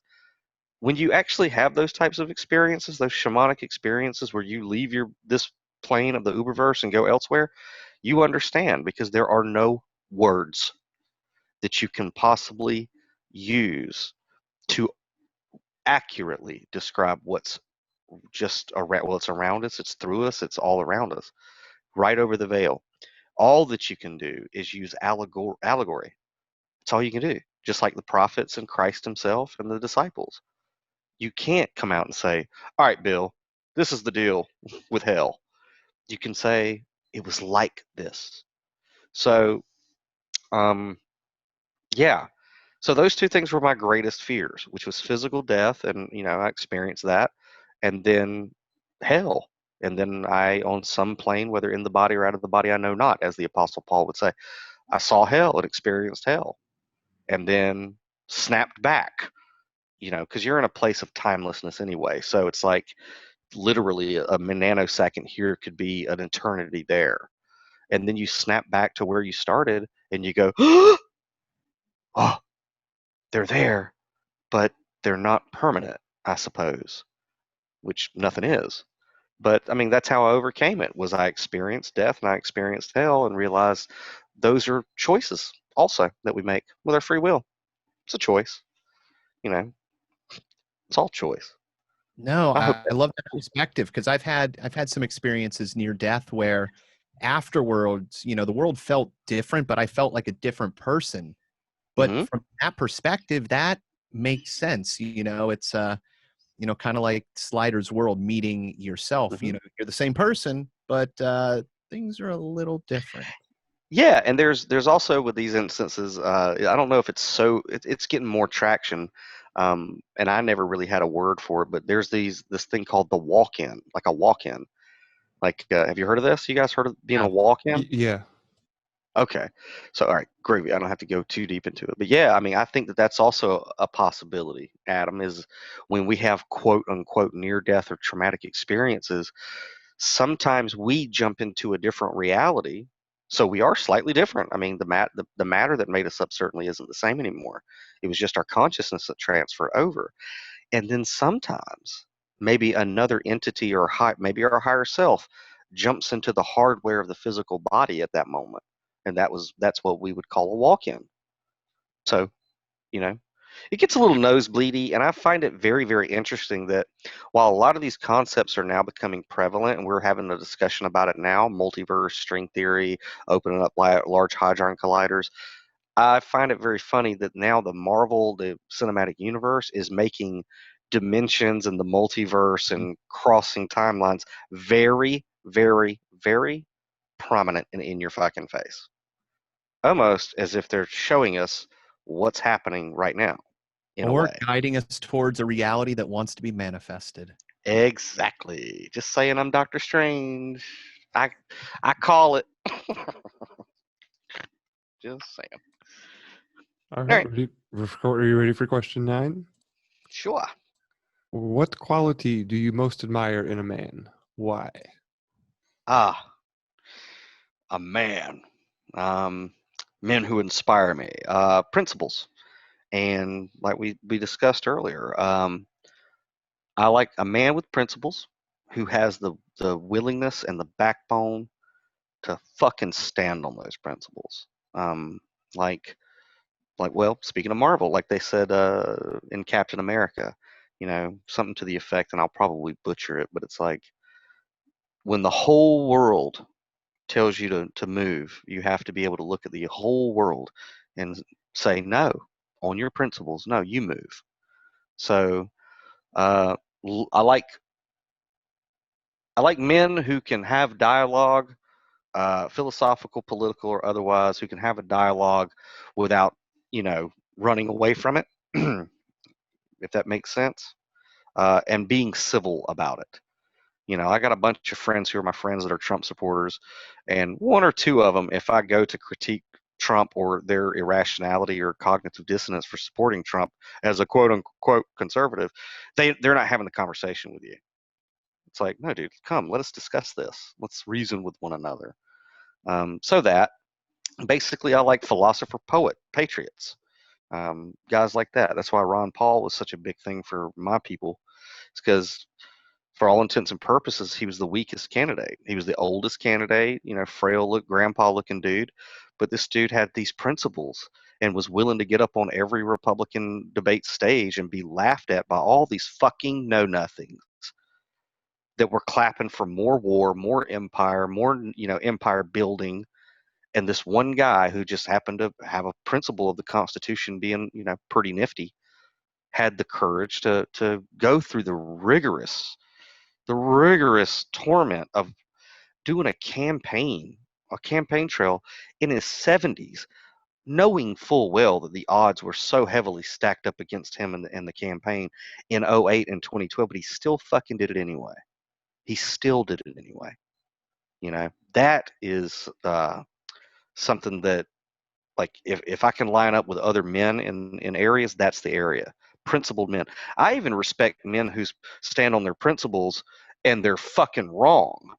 You know what I mean? And I'll give you an example. You guys know this pastor out of Tempe, Arizona, Stephen Anderson? I Heard do that. not. Okay. Uh, Out west, he's a big stick in their craw. He's a Southern Baptist, King James only, fundamentalist preacher, and he's very well read in the Bible. I will give him that. He's a very fiery preacher. Occasionally, I still like listening to it. One or two of his sermons on different topics. However, he has some positions that are extremely unpopular out west, and not politically correct. And his main one is that all homosexuals are demon possessed and they're all going to burn in hell forever. And he has very choice, slanderous words to use for them. And says that they're all child pedophiles and they all need to be executed, and this is what the Bible says. Okay, disclaimer. I do not agree with that fucked up shit. Okay? Nor do I agree that that's in the Bible. However, he does. He believes so emphatically that the King James Bible is the living word of the Most High God that he is going to interpret it in the strictest of ways and then put himself out there with his beliefs of it. And I have said to others, I respect that guy. And they've almost wanted to burn me at the stake. Like, no, no, no, no. You misheard what I said. I don't agree with that guy. But I do respect him for holding those principles and having the courage to do some very offensive shit in the face of all these haters. So in that, I respect him. You know. Oh, yeah. I love anybody that's willing to bring their ideas to the table and have a conversation about them and not get upset with Mhm. information that's provided. Because anytime that, even if I run up against something that I think is ridiculous, often I'll find something, a nugget of truth. I'll find an angle, a way of looking at something. I'm like, all right, well, you're right. Or I have no answer to that, which means Yeah. my argument sucks. So I need to Yeah. go back, rework it. Hey, maybe I'm wrong. I have to always open the possibility of being wrong on anything. And when you do that, it's beautiful because everybody grows. Yep. Yep. Yep. It's iron sharpens iron. You know. Oh, yeah. Iron sharpens iron. For sure. Are you ready for question 10? Sure. Who were / are your role models and why? The big ones are Stan Lee. He created an entire universe with his imagination, so that's awesome. Ron Paul's a role model for sure. My parents, clearly, are role models. I don't. Robert Downey Jr. I would have to say is a role model. Me being a recovered Hey, addict, so being able to see that is he's a role model. In my own personal life, I mean, most of my role models are in my inner circle. Um, my brother Jarrett, we call him Ace. He's one of my biggest role models, and he always has been since I was a kid. And he's always taught me. He's the one that introduced the Hitchhiker's Guide to the Galaxy into my consciousness. So he's always been a role model and not taking shit as seriously as others. Take it in a Douglas Adams, kind of a humor type way. Let it roll off as much as you can. So he's a role model in that. The founder of CanaSense, man, for also being a very Ron Paul type guy, sticking to his principles and basically using logic, reason, and empathy and compassion to develop the model of CanaSense. So Neil is certainly a role model for me. My other partner, Dave DePuma, who's with CanaSense, uh, his Wolverine Logan toughness is just something to look. It's something to look up to. Like he'd punch a planet through a hurricane for what he believes in. The guys over at Zen in the Car, man. I mean, Kai Wong, who does the superest show ever with Dylan Wade and me. Those guys are role models because both of them, they. My dad used to say I used to feel sorry for myself because I had no shoes till I met a man with no feet. And whenever we get in, pity parties and we want to put our ass on our shoulders about our personal woes, if we look up and communicate with others, we find out that our story's not so bad. That there are other people with other challenges that are either similar or greater than yours, and they're taking care of it, so you can too. So Kai is he's in college, young kid. He's grabbed his life by the reins and he's taken it in a positive direction, overcoming addictions and things like that. And he's a role model for me. Every day I see him moving forward and evolving is, I look up to that. Dylan is the other host of the Super Show, and he's in a wheelchair. He's been in a wheelchair his entire life, and his point of view on life, from a lot of people's perspective, would be pretty pessimistic, but he is the most optimistic, funniest person that I know, and he's so glad for his life. And he loves his life, and he every opportunity, even being wheelchair bound, he takes the time to laugh about his position, his predicament in the universe, but he just shows gratitude for life. And he's an atheist, so he does. You don't even need to be of a spiritual proclivity to go, wherever I happen to be at life is it's pretty fun. So I look up to him on that one a lot. Um, I I have a lot of role models from the Cannasense Collective because I work intimately with a lot of the patients, and my passion with helping people with emotional and mental disorders like PTSD and things like that draws me to it. So a lot of the Cannasense Collective are role models for me, people that I communicate with regularly, either on the phone or through the back ends of the websites on the chats and things. We do very much serve as not just people who are helping patients get medical cannabis, but a lot of the times, especially our senior citizens and stuff, they just need somebody to talk to.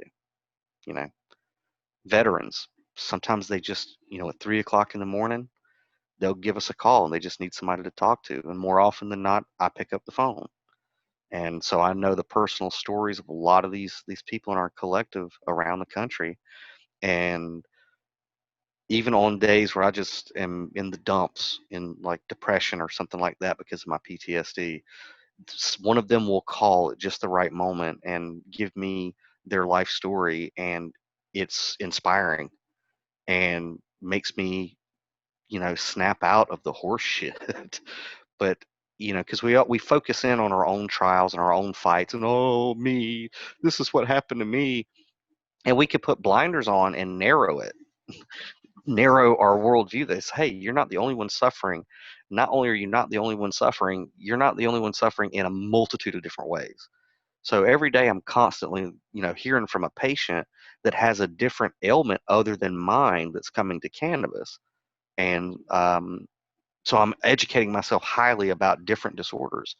Um, so a lot of the collective are role models for me because I hear from them the next day, which means they didn't give up, and sometimes that's the best you can fucking do, but you did it. You just didn't give up. But there's a lovely young lady that I've come to know in the past few months who has overcome chronic fatigue syndrome, or Epstein-Barr virus. Are you guys familiar with this? Not at all. Okay. I was not either. Um, and you hear something like chronic fatigue syndrome and you go, oh, they get tired. There is a documentary on YouTube called Unrest. I highly recommend anybody who knows somebody with either fibromyalgia, Epstein-Barr, or chronic fatigue syndrome to watch that documentary, because chronic fatigue is such a bad name for what this disease is, and it really needs to be addressed. More people need to be educated about it. And what's that called? Unrest?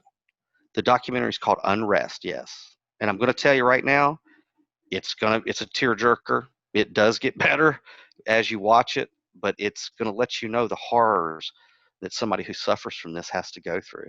And people need to know, because when they first hear, oh, chronic fatigue, you automatically don't know all the specifics, and so you say, oh, they just get tired. Well, I get tired too, and you dismiss what they're actually having to endure. Most people who suffer from this, how they go out is by suicide, because of the misunderstanding of what this is. And therefore, since there is a misunderstanding of what it is, funding for it is shit. The National Institute of Health is by not doing what they should be doing to make finding a cure for this something that's more um, prevalent than it is. But Lifetime band-aids are more profitable. oh yeah, I mean, but yeah, the documentary Unrest, and the young lady Ashley, we are going to be doing an interview with her in the beginning of the next year about chronic fatigue, because she's also kind of an activist stepping up, trying to get people aware. When you do see Unrest and you see how sick a person becomes with chronic fatigue, that they're bedbound, they literally most times can't feed themselves, can't bathe themselves. It's hard to diagnose it at first. When you see what they have to go through, the ones who are willing to get back to some type of normal life after first getting sick, it's a titanic endeavor. And when this individual got a hold of me and started explaining these things and exposing me to this world, me knowing where a person starts off with chronic fatigue and where she is at based off of using, well, being stubborn and saying, this is not the rest of my life. There has to be some way to get healthier so I can live a quality life. And then using her intelligence and, willpower and faith to actually get to a point of health where, in my opinion, she's a role model because she experienced the suffering, she figured it out, and it took her, statistics show that people who get chronic fatigue typically don't get better for 10 years. And the last time I had a conversation with her about this, she said, "Look, I've done a lot of research, I've done a lot of the work, and she's looking forward to this interview we're going to do with her." She goes, "My job in ever even getting sick was if I can take my skills and my knowledge and for somebody else who suffers from it, make their recovery 5 years rather than 10, then it was worth getting sick," essentially is what she said, probably in better words. Um, and that resonates with me, that you take your suffering and try to find the silver lining in it to benefit other people. And so she's a role model. She's my newest role model. So you guys look forward for that interview that we do with her about chronic fatigue. Yeah, I'm gonna be. Well, I mean, we'll keep in touch anyway. But yeah, that's something I'm gonna be following because there's a few people in my life that I think that could benefit from that. And I'll tell you what, you watch that video and then you promote it to all your friends and family and say, "Look, we need to get the word out." They're doing this big thing right now with Mission 22 with the veterans. There's 22 veterans that commit suicide every day. Yeah, I love it. They're getting the word out about this. I love it. I love it. I'm going to be working with some veterans charities here in the very near future. Same thing with that goes with chronic fatigue. Everybody knows somebody that has to have it at this point. So we got to get the word out about it too, because there are methods that can really expedite somebody's recovery so they can get out of that bed, and live a quality life again. So. Is any of that ever tied to like Lyme disease? Lyme disease is somewhere in there, and fibromyalgia is too in the same category. I'm not too good with this type of stuff, which is why when I interview Ashley, she's going to break it all down because when she broke it down. I'd be remiss if I didn't drop this in. There's a great documentary out there called Morgellons disease, or maybe it's Skin Deep, the battle over Morgellons disease. But you can go to morgellonsmovie.org. No association here, just watched it. But spoiler alert, they make a hard association between Morgellons disease and Lyme disease, and these fibers actually being like protein excretions that they can measure that, is the same as found in different cattle diseases and such. So, just tying that in there if anybody's experiencing that. Yeah, man. And it does seem, whenever, especially like with mental and emotional diagnosis is when it started hitting when I was turning into a teenager, where now there's a name for everything. The same thing is now kind of going on with physical ailments and everything. And, so people are suffering in a lot of different ways. And we don't have to be experts in all of it, but we need to know a little bit about all of it, to try to do the best we can in our spheres. So anyway, those are my role models. And, you guys, man, for having the courage to have this asshat on your dignified show. Well, Daniel, you're one of mine, so that's why you're here. Oh, thanks, man. I appreciate that. I really do. Thanks, man. I think there's very few people we would have on here, which, means you're in very good company. Oh, I haven't been banned from this list. All right. No, listen, if you're not on a list, you're not doing something right. So that's true. So true. All right. Question 11. What institution of society or structural aspect of modern life would you change given the chance? Federal government dissolved. The corporation of the United States of America needs to just be dissolved. We don't need that anymore. The entire institution. We need to get back to a constitutional republic, which we have it if we the people choose to use it. We need to go to a constitutional republic where Congress and the Senate don't meet but once a fucking year, as the Constitution highly suggests. Limited government, let the people do the free markets the way they want to do it. Nothing is criminalized. We need to go back to the founding fathers. We need to go back to 1776 in this country and stop being stocks and bonds on their silly imaginary stock market that goes all the way back to the Vatican and London City, London. That's just the system, the fake corporation of the United States of America, which is not the valid government that this country is operated by, needs to just be dissolved. And there's only one way that that's really going to happen, and it's if we, the people, stop fucking paying attention to them. Just stop paying attention to them and stop participating, and then just pick up that very, very small document and read it. And we could possibly get this country, at least maybe a generation or two, get this country back to what it was set out to be, which is a new Atlantis, a great experiment, the greatest nation on earth because of its principles and its ideals. So if I could take Thanos's fucking gauntlet and do anything, it would just be to rub out any imagination that dog and pony show, or dog and cat show, or pony and cattle, I don't know. You know what I'm talking about? Dog Little and pony. parade. Dog and pony? Yeah, it's dog and pony. Whatever. It's a No, circus. I love that idea. If you can imagine just being able to wipe out like half of the 65,000 federal statutes, just like that. Exactly. Yeah, I'm sitting there watching Infinity War like, Thanos, come on, man. 50% of life, dude, just get rid of Congress and the Senate. Yeah, all right, just fuck it, and that in turn would help fix the world, because we wouldn't be building bases all over the fucking planet. We wouldn't be bombing people because they look or speak or believe different than us. We wouldn't be raping the fucking earth of its natural resources and scraping up poppy over in Afghanistan to bring it to inner cities here to just keep people in a farm industry. Maybe that shit would stop worldwide, and then in turn, maybe the aliens would go, they got their shit together. Look, it's not a one world order or new world order. They actually figured out that you could do a one world republic where the rights of the individual are protected. Let's let them out into space. And then we join like the United Federation of Planets, and it ripples out into the rest of the universe. So what the fuck was Thanos thinking? 50% of all life, just in DC, bud. That's all we needed. Maybe we got phase 4 coming. Well, maybe the asteroid will just hit DC, and we'll see how things roll out. Yeah, I guess. But that's what I would change. I would change that institution, which is it's a fucking corporation. It's like all of us going to, I don't know, I want to say any other corporation's name, but picture, Acme Industrial. Acme runs the country. That's just, we might as well be saying that.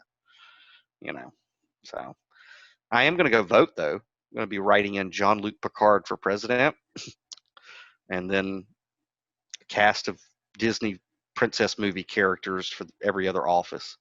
So I feel like I did my civil duty, but I'm going to be honest about it. Just saying.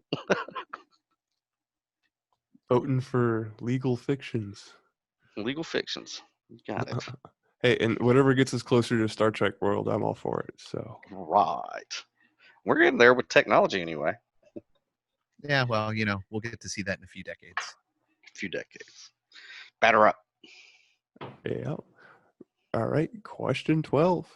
What is the most courageous thing you have ever done in your life or seen? Most courageous thing I ever did was oh wow. Now I can't really say about myself. Or the most seen. courageous Well, the most courageous thing I've done is try to fulfill the best qualities of both of my parents. It's taken me some great places. The most courageous thing I've ever seen was watch a woman, my mother, who is still the toughest individual in the Uberverse, raise 8 kids, be a devoted wife, committed wife, fight her own personal demons, fight stage 4 terminal cancer once and beat it. It pops up a few years later, watch her fight it and beat that motherfucker again too. And I watched her live the rest of her life with end-stage COPD. Several times when I was standing in front of doctors with this look in their face where they said, when we take that mask off of her face, she'll be around for 20 minutes, prepare everything, get your affairs in order. And I watched her on multiple occasions live years after that with words coming from doctors and orderlies and nurses' mouths like miraculous, quotes like, we have never seen anything like this ever before.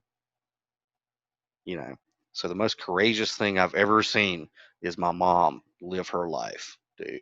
For real. Courageous. strongest entity ever. No doubt about it. And that's all I got to say about that. Me, I go to the grocery store from time to time, and that's rather courageous of me. You know, you're probably speaking for a good portion of America right now. Right now, yeah. Don't get me started on that shit. That's a whole different 13 questions. Yeah. Episode 2 with Yeah. Daniel Lewis. Question 1. How One dumb are these fucks? Yeah. All right. Question 13. What does it mean to be a man in today's world? Okay, what does it mean to be a man in today's world, or what should it mean in my perfect world? Ideally. I think they're both a reflection of the same, right? Okay. What it means to be a man in today's world is to be a gullible, spineless, endangered species. That's what That's it not means. ideal. No, that's not ideal. I Right. just wanted to get it out there. It's what it is right now. Right. And I believe that. With a lot, you got organizations now like MGTOW. Have you heard of this silly shit? Men going their own way. I have not. Oh God. Okay, That so doesn't sound very manly, though.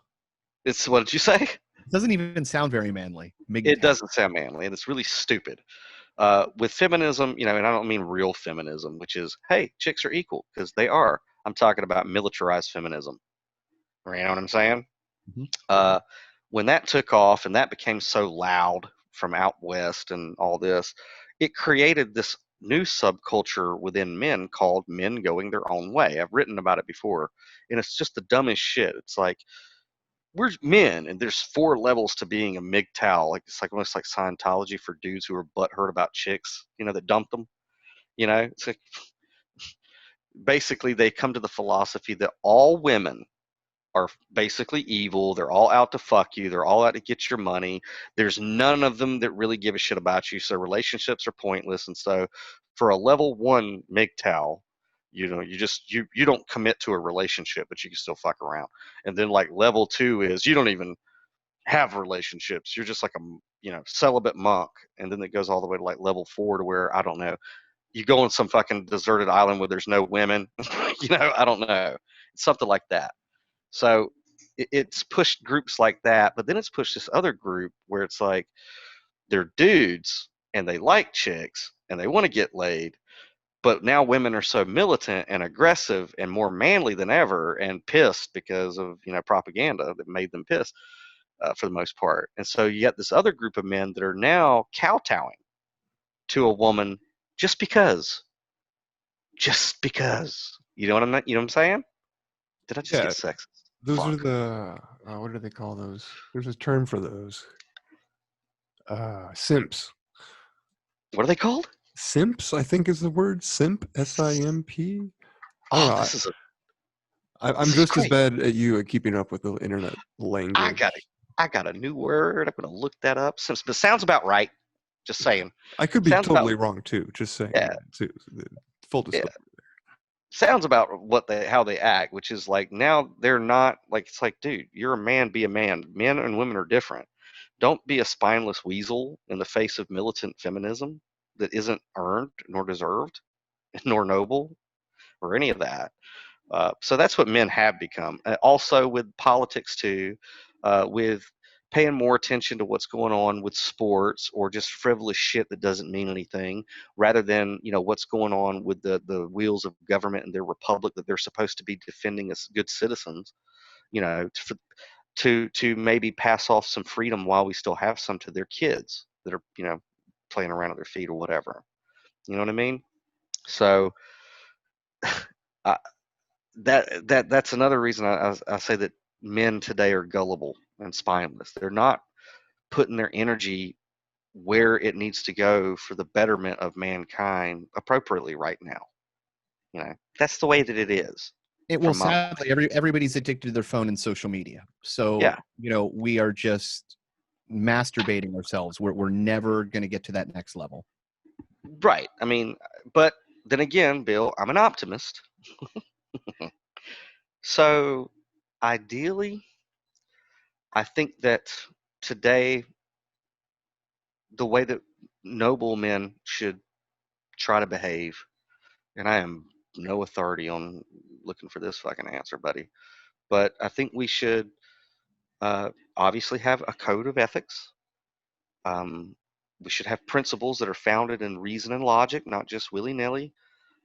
We should do noble things like defend the defenseless and protect widows and orphans, things like that. We should act in a virtuous manner. We should be noble and honest in our conduct and business with one another. You know what I mean? That doesn't mean butter wouldn't melt in your mouth. If you feel like your borders are being violated, then stand up for yourself, but stand up for others too. Um, I think that right now, men ideally, in order to survive what's going on and perpetuate our kind, we most certainly have to be very well read now. We have to be very articulate. We have to be very slow to speak in certain circles and very swift to listen these days. Because I think that ideally, true men who are in their proper role as men, the masculine, uh, right now we got to be like Ronan. We'll summarize and do the best that we can to set an example of, I don't know, for lack of a better word, American virtues, respect the rights of others, don't, first do no harm, things like that. I don't know. Um, No, I think that's very simply and elegantly put, and I think that it is becoming more and more of a challenge in today's digital world to uh, display or to stick to those qualities. yeah. I think. Yeah.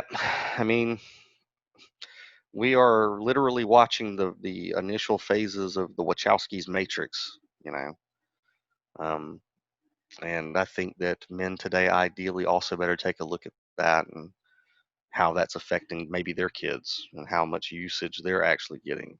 You know, I've always said if a couple well-placed EMPs go off in this country, millennials are food. Mhm. Just saying. It's No, funny. I think about myself. I was never the toughest of my group. I was always one of the weaker people. But as I've grown up, I'm like, I am so much stronger than most people. I don't even understand it because I'm like, because in my group of people, I'm like, I'm the runt. Yeah. Yep. The Crazy. underdog. And yeah, but now it's like I don't know. I mean, I think I think men today, ideally, we need to start behaving more like, Steve Rogers or fucking Clark Kent. You know what I mean? Getting back to that all American stuff. I think that's a real good, with your own unique spin. But, being like, hey, protecting freedom is pretty cool. We should check it out for everybody. Oh, we're all equal. All men are equal. Cool. I dig that. And not this, I'm in Antifa, I'm in BLM, I'm in the Proud Boys, I'm in whatever new fucking group came out of the pike today. Some new group that they just invented, and it's like now they have 50,000 members, and it's a big conversation now. It's like, what the fuck? Oh, you Can't we said just it simply before. Principles, stick yeah, to them, and reflect them. You mhm, know. stick to your principles? So Well, all right. That was the 13th question. Daniel, how do you feel? I feel like we have a bond now. Like this relationship's gonna go somewhere. I'm really optimistic, guys. So much stronger now. So much. This has been the most narcissistic thing I've ever done, guys. Thank you. Our pleasure. Do I had a you blast. do you It's have fun. time to go into the bonus questions? Yeah. Yeah. I like the way that you're doing things with the Super show. I'm enjoying the way that it's set up. So Oh man, thanks. we think- we don't know how we're doing it, but we're doing it. Yeah, but no, the first I mean the website is now it's designed for you to be using the website on when you're in the car on your smartphone. okay. So if you actually if you have like a cradle for your phone when you're driving in the car, like the way that we design the site and the way that we're doing the content is for that setting. People who travel a lot, they commute a lot. Okay. And so, like on the site, whenever I write an article or any of the other contributors write an article, we always do an audio version. So you don't have to read it, but you can listen to the author narrate it. Gotcha. Um, it's real easy to see when you're on your phone. And the podcasts that we're putting out, Popcorn Politics and the Superest Show Ever, and we got some other ones coming. Like this first year, we're only putting them up on YouTube for right now. Because I always make the website go on a holiday break around November and tell everybody who's contributing, hey, it's time to go recharge your batteries. You can't always be putting content out Mm-hmm. because then you become just another jackhole in the echo chamber. So take the holidays to go get your creative batteries charged back up, and we'll come back, the first of the year. So starting in January, all of the podcasts that we did in the first, I guess, for lack of a better word, the first season are now they're going to be uploaded to every podcast and platform. So we'll be on iTunes and Stitcher and Spotify and yada yada yada. So that's Okay. coming next year. But Okay. Yeah, I catch all your content on YouTube. I'm horrible at actually using like podcast players to listen to podcasts. yeah. But no worries. I mean, we're gonna That's have funny, the 'cause I'm completely the opposite. If I can't pull it in through my podcast player, I'm screwed. well, our first trailer is up now because you do a test trailer with the provider I'm working with. So it's up now, but we actually installed the streamer on the website itself, Bill. So like if you're in the car, you see the website, you can hit play on the stream, and you don't even need a fucking app, a podcast app. So Okay. we're trying to design the website for people who are like me, dude. I mean, if you put me in a car with a full tank of gas and an open road with no particular destination and just music of all sorts, I'm in heaven. Like you, it's blue skies for me. So in that environment, which is actually a long story, but I'll keep it short. I attained Buddhist enlightenment that very way, which is driving down the highway, listening to a certain vibration of music in a certain mental state, and then bam, I remember it on I-20. Poof, That was a enlightenment. Radiohead song, right? Yes, it I was. Yes, it remember. was. I remember reading about that or listening to Absolutely. it. It was the 0110 soundtrack, which is two albums 10 years apart that you put together, and there's an encoded message. And it just, your entire perception of reality is never the fucking same if you're a Radiohead fan and you get what the fuck they did across a 10-year span of absolute brilliance. So yeah, I was going down the car heavily medicated with my cannabis, with body snatchers booming as loud as I could have it, and then all of a sudden, poof, I had my nirvana moment, just like I am God, all is God, that tree is God, that tree is me, that rock over there is God, that God over there is tree, that tree and rock are Radiohead fans, and you're just there, you're total Buddhist. It's good shit. No, I love that. I love that. Robert Monroe would use binaural beats to do remote viewing sessions Yeah. and use it. And when people would go in, Joseph McGonigal, or I can never say it right, McMonigal, he completely lost track of memory of everything that he was doing in remote viewing sessions. He literally just like tapped into something else. Mm-hmm. So that's Yep. pretty cool, man. That vibrations and frequencies, they do things, man.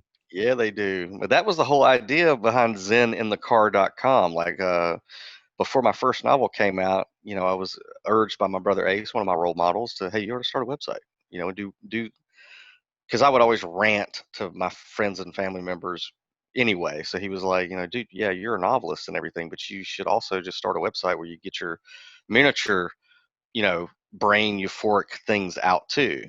He's like, well, what would you call it? And I go, Zen in the Car. So now the site's really taken that role on, which is if you want, and I'm like a laughing Buddha. I think that laughter is just a wonderful way to attain enlightenment. It's a wonderful way to look at life because it's like life according to Garp. The airplane crashes into the house, and Robin Williams says, "I'll buy it." And the real estate agent's like, "But a plane just crashed into it." And Robin Williams is like, "Yeah, but what are the odds of that ever happening again?" You know what I mean? Looking at life that fucking way. So that's kind of what the site is. that's what we try to do. We also, we say a lot of philosophical stuff and political stuff, but humorous for the most part. And we love culture. We love music and movies, and so a lot of our content, if you just want to pull your head out of the trenches of all this other intellectual horse shit that's going on, especially on social media, you might want to check zoneinthecar.com out. It's good. Yeah, It's good stuff. and it's so refreshing just for that reason that you just said, is because it's not all about hyper focused on the bullshit that's happening. Yeah. It's so hard to find content that's not talking about like COVID or whatever now. Yeah, no, dude. So, I mean, that's like it's a little zen place that you can go and get you some giggles. And as there's disclaimers at the beginning of all of our YouTube videos, because Zen in the Car is our YouTube channel too, which is warning. before you hit play, there's going to be some naughty words, and you're going to get offended. Like, you're going to fucking be offended, one way or the other.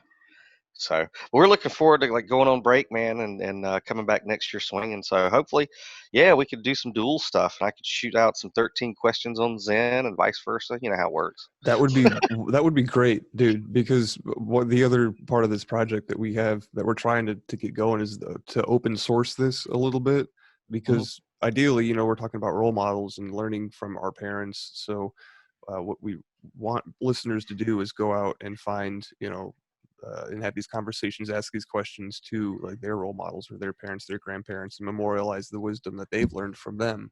And so, if listeners do that and send us the audio file, we'll make an episode out of it, so it can, that can be shared with everybody, and everybody can increase the pool, of knowledge that they could pull from. So Oh yeah, man. if you want to do, tandem things in the future, I'm all about it. Oh Yep. hell yeah, dude. That's a handshake. All right. I am all right with that, Adam. What do you think? Oh no, absolutely. I'm Great. all for it. Yeah, I don't feel any ownership over 13 questions. I enjoy being a part of it. I like editing and listening to it, and asking questions and being part of it, but I feel no ownership. It's something. I see it as, I say this all the time, but I see it as roadmaps. Like it's a map of the world that people have, and how the questions kind of reflect how you live your life and the way that you view things. And when I see that map, I can kind of look at my own life and go, okay, well, when I come to this type of an obstacle, maybe I'm going to try to take this path, in a way of thinking that, because I see how it's affected that person, or I like, the view. And so when I put it from that perspective, like, we're all sitting on the shoulders of giants. We all have wisdom from, eons, tens of thousands of years passed up for grandfathers. Your information isn't more important than mine. It's just a different piece, a different segment of knowledge.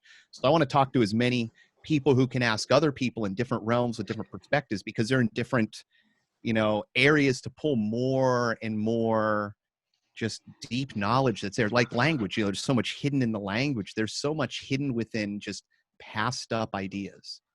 Yeah. See, and from what I've heard of you guys, what I dig so far is none of your guests or you yourselves come off as you're trying to build a church.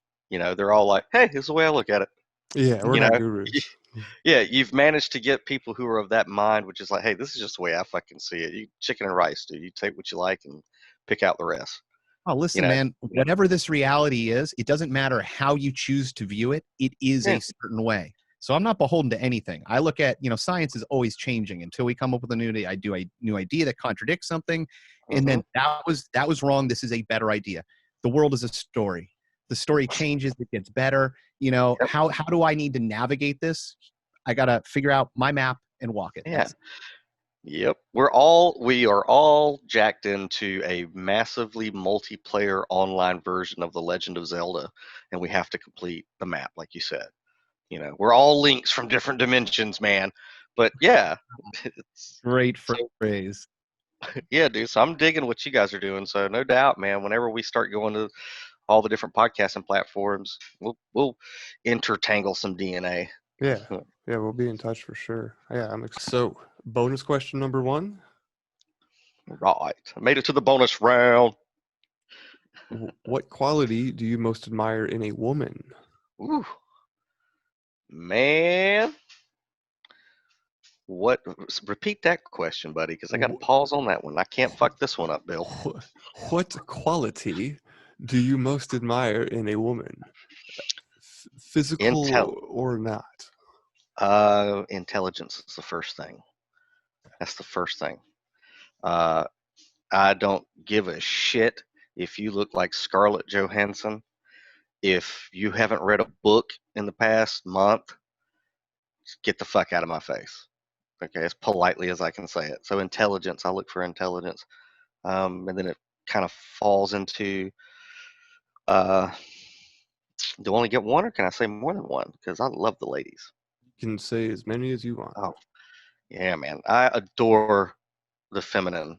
You know, when they're properly, when it's not this fucking endless fight of male versus female, and you know the battle of the sexes that never ends. When it's like you get a male or a female or whatever who both get it, it's like, dude, we both play equal parts in this dance or whatever. But you got to have the intelligence and a meekness, like you know, a femininity, you know, a ladylike demeanor, but very feminine, but balanced. You know what I'm saying? Do you guys know what I mean when I say a balanced femininity, not a toxic femininity? Mm-hmm. I think so. Absolutely. Okay. And somebody might, because somebody might want to bust my balls on that and call me a misogynist, as has happened before. But I'm just going to be like this, dude. Be honest and Southern and me. Um, if you act like a girl, I'm going to call you a girl and treat you like a girl. Okay. If you act like a lady, then I will call you a lady and treat you like a lady. Right. But just like Rhett Butler from Gone with the Wind, frankly, my dear, I don't give a damn. There comes a time where you can't be a gentleman anymore. So if you act like a cunt, I'm going to call you a cunt and treat you like a cunt. You know what I'm saying? And I don't mean in any kind of a, I don't know, invasive way. I just mean you get what you give. This battle of the sexes shit be damned. Because I got Well, news for you.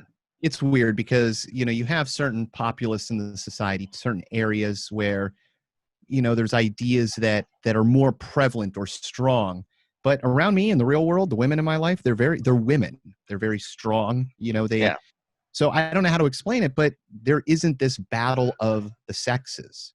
I Yeah. work in a work environment where there's more women than there are men. Not by design, Yeah. it's just how it worked out. And, it's, I don't know, it's one of those weird things because I see it online everywhere. Yeah. But as soon as I step into the street, out into the real world, that's just gone. Yeah, I don't know. I mean, I'm a hermit, so I communicate with the world through the windows of the internet, you know, and very, very rarely socially. So I have to deal with people, you know, not just, I don't have an inner circle like physically around me. I'm a hermit. But so most of my connections it's a sparse group. They're spread out and they all have these clashing ideals. So I do see the battle of the sexes shit. Yeah, And you're dealing with one group online yeah, yeah. in their own little town that doesn't go out, that doesn't see other people, Right. but they've made this massive connection in a chat room. Yeah. So if you know what I'm talking about there, then getting back to the bonus question, which is what I admire, an intelligent woman, a meek woman, a woman balanced in her femininity. You know, she doesn't have a chip on her shoulders against men, not a man hater. You know what I'm saying? That's a woman. That is feminine. Okay. To not have a chip on your shoulder for men, being born men. You know what I mean? Um, but most importantly, are we talking about any woman or a woman that like as a partner? Because then I can get more specific, Bill. I mean, when I answered the question, I had partner in mind. Okay, then yeah, this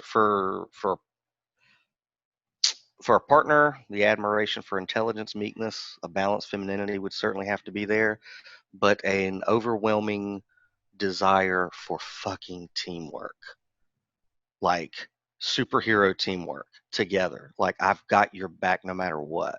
Like till death do us part. That type of uh, Ride or die. quality. Yeah, ride or die. We're gonna ride till the fucking wheels fly off, baby. Um, because in nowadays, people are just so used to instant gratification and disposable love and disposable relationships and swipe left, swipe right. you know. But to find a woman who is like looks you in the face and stands on an altar of God, so to speak, at least in her own heart or soul, and says, "In sickness and in health, until death do us part, baby," and fucking means it. But you know what? That's a rare thing out there nowadays, guys. Mhm. That's a rare thing. That's a unicorn for us fellas, you know, who genuinely want a level and equal partnership with a woman, not a fucking business arrangement, which is what most marriages are, which is why most marriages end. Let's be real, because it's a business contract. True marriage is being able to have that type of commitment, which is like, all right, whatever fucked up thing happened to us today or is between us before the sun goes down, we're gonna deal with it. And then when the sun comes up tomorrow, it's a non fucking issue because you got to do that shit, and you got to be willing to do that shit. And when that shit don't work, it means one or both people are being selfish in a relationship. But then again, who the fuck am I to give relationship advice? I'm divorced, so take all that with a grain of salt. But if you're applying for the position of Daniel No, Lewis I'd say you Crumpton, might even be more qualified, right? So you've learned from some of these lessons. You've modified your stance. You've done something that the successful people like, man, they had it easy. well, I'll tell you what I'm not going to do, Adam. A lot of dudes, they get bitter with women after divorce or some fucked up shit like that, and they become women haters, and that's just as disgusting as militant feminists to me. You know, man, best way to get over one is to get under another one and fuck her, and you should just shit like that is so petty. And then some men have the audacity to bitch about women. Get the fuck out of here, dude. You can't look. Okay, if you gave marriage a shot or a long-term relationship a shot, and you got your heart ripped out, don't hate all women because of some bitch that just pulled the wool over your eyes. It's not worth it, because I got news for you. There's somebody else out there that is going to resonate at your level and be on the same mission as you. And Newsflash: marriage isn't for everybody. So maybe you were destined to fail. So that's it. yeah, Learned your lesson. You got out, and yeah, it ain't your game. But I don't exactly, be know. happy not stuck in that game. Yeah, well, I tell you what, I've been through some whoppers and I've taken my cuts, but uh, I don't think I can go too long without a pretty lady on my arm, fellas. Just waiting for the right one to hang on is all. Yeah. I like that you brought up the concept of teamwork, because I was talking to my girlfriend the other day about how in you were also mentioned in instant gratification, and we were kind of discussing how you get all of the ups and the downs kind of rolled into one when you watch like a movie or a television show. You have a conflict or a resolution, and you have all these emotions packed into this very small time increment of time. Well, when in relationships, it takes time to evolve. So being willing to be around for that teamwork and have ride or die or whatever, uh, sticking through the conflicts and the resolutions, the highs and the lows, the happy times and the sad times, like that's I think that's hard a good quality to look for. Yeah, it's the good stuff, man. I mean, that's the good stuff. And I guess I get that from, that whole story I told earlier about my dad, who, he was committed. So it's like, yeah, and teamwork, which is like, I love it whenever, and I'm not confirming and denying this is something happening, but I love it whenever you develop a relationship with those principles are in sync to the extent with someone where you create a secret language with them that nobody else can detect through like micro expressions from across the room or glances or winks and shit. You guys know what I'm talking about? Like the secret language between two people who are really into each other. Yeah. Okay. Uh, where was I going with that? Yeah, when you get there, yeah, try not to fuck that up, you know. But that's just a little piece of advice from the Crumpton. I Yeah, don't know. sounds good to me. Again, yeah, teamwork. I mean, we're in it together. We're in this together, like fucking Trent Reznor said. You Oh, know. yeah. You got teammates because they have skills that you don't have. You know, it's the same thing. You need a balanced relationship, that yin and yang. There's Mhm. a feminine perspective that, at Yeah. least in my life, I need that, because if I don't have it, Right. I'm a knucklehead with all my decisions. There's half of them are going to be bad. Yeah. Yeah. I know what you mean, man. And then, some of us were just givers. I don't know. We gotta have somebody to give to. I don't know, and it's the energy is so intense a lot of females who are built to receive the masculine energy. You know what I mean? It's too much for them, and they bail or whatever. They're not going to stick it through. But I don't know. It's a cool thing when it clicks, I guess you could say. Yeah. So, and I think when it clicks is when a man's taking care of his shit and honoring the woman and protecting the woman, and she is in the city squares talking her man up and supporting him no matter what he does, no matter what the masses say. You know what I mean? Like that's a good quality to have. Like what do they say? Proverbs 31 woman, a woman who's wise, takes care of her house, and that don't mean stay at home mom and shit. It just means she's got her shit in order. You know, not looking for basically. Oh Jesus, I used to call them, and I got this from Mission Impossible. So if it comes out sexist, it's not my fault. Blame it on Tom Cruise. Uh, I used to call them branch monkey bitches, and it was okay. It was a line from Mission Impossible 2 when the bad guy Sean Ambrose says, women mate like monkeys they are. They won't let go of one branch until they get a firm grip on the next, and that just was funny to me because I've got sisters and shit that I've seen do that. They just use men as branches to climb up the ladder, and they got a grip on one, but they're reaching for another, I assure you, higher up on the fucking totem pole. We've seen that, and we all know women like that, which Yeah. so I was gonna use that metaphor in a past episode, but I don't think I did, just because I couldn't remember how it went. But But isn't that yeah, kind of odd? Because men's motivation to, gain power and wealth often is, to get more women. So, they're both kind of feeding into each other. I know it's a circle jerk machine that, yeah, I don't know, ignorant people, or I don't know, to me that's a waste of the what's possible with a true intimate relationship. You know that yeah, playing that game. Fuck yeah, that noise, man. I just want a good woman that's gonna stand by her man. I don't, you know what I mean? Fuck it. How hard is that? Because I yeah, assure you, it's often said women want security. Women need and want security, and men need honor. And if a woman gives her man honor, he will make sure she's got fucking security. I assure you. I mean, that's just physics, bro.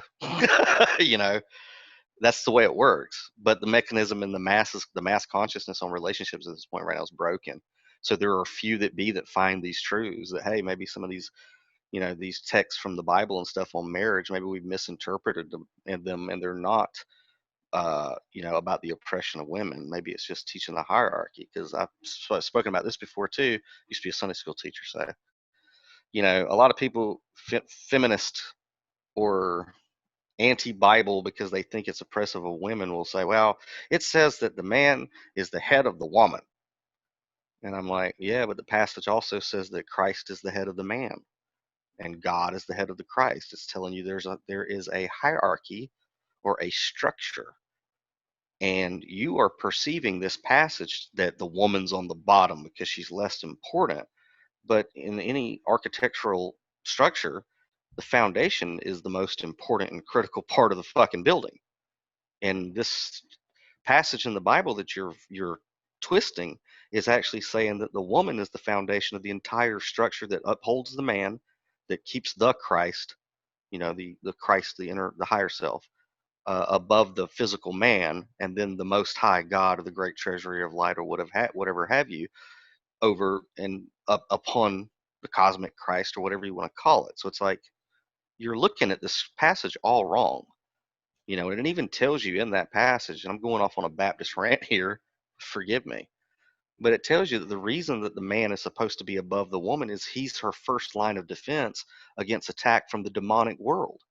A man's job is to be the head of the woman to prevent her from being raped by demons from hell, any way you want to interpret that, be they psychological, emotional, or metaphysical.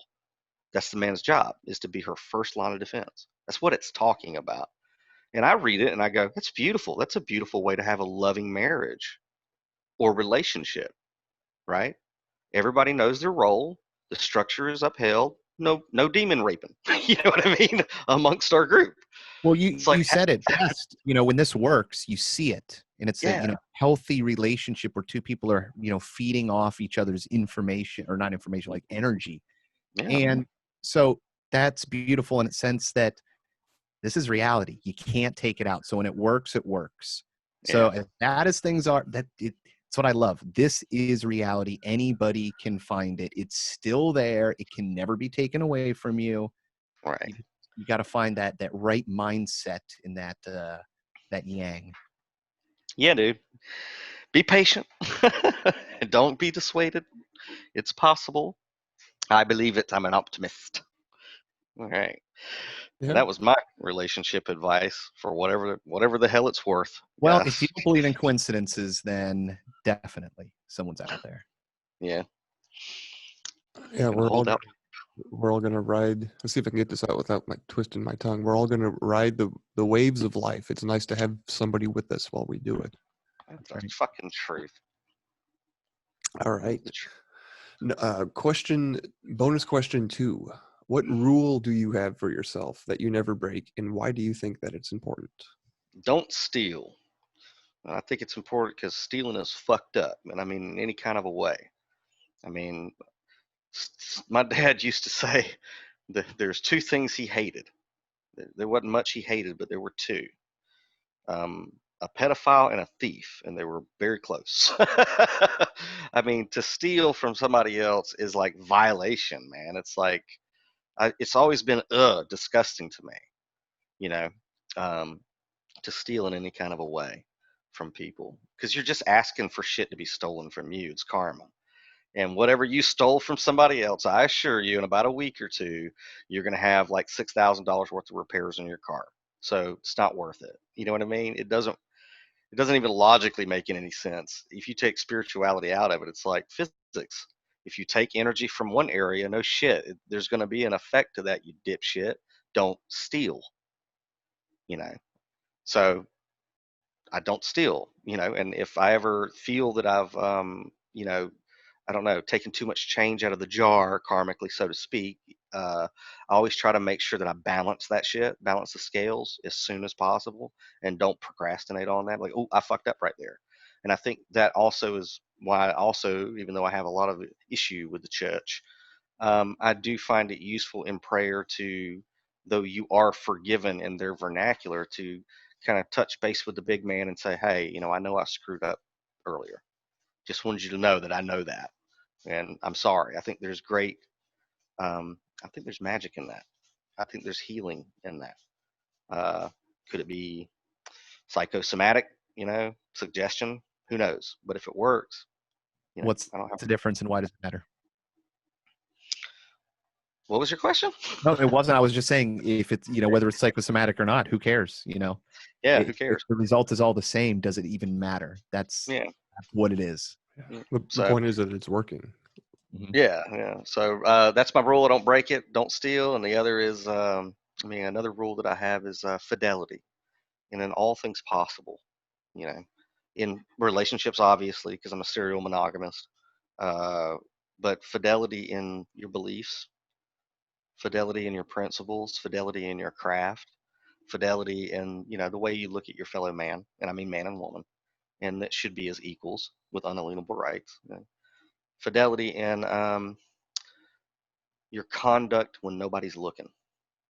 You know, uh, so fidelity. Those are rules that I do my best not to break. And when I do break them, and I'm conscious of it, I do try to, touch base with the Uberverse or God or Goddess or whatever it is, and go, hey, let me make that right, and then try to see that through. Somebody used to give me some advice whenever I was lost in thought and worry. They would say, all you have to do is worry about the next right thing. Just do the next right thing. You know, Yeah, great answers. I've been on the receiving or the victim side of stealing, so it's really shitty. So I agree with you there. Don't steal. It's not a good Don't- feeling. yeah, dude. I mean, it just doesn't work. It never works. You can't get away from the karma police. I assure you. All So right. that's it. Bonus question 3. What would you tell your teenage self? I guess the first thing would be not to spoil the ending, kid, but you win. You make it. Here you are. You know, and then I don't know. I think there are quite a few things I would tell my younger self, uh, but he wouldn't listen. You're not worried about uh, altering your timeline or anything like that? Well, I mean,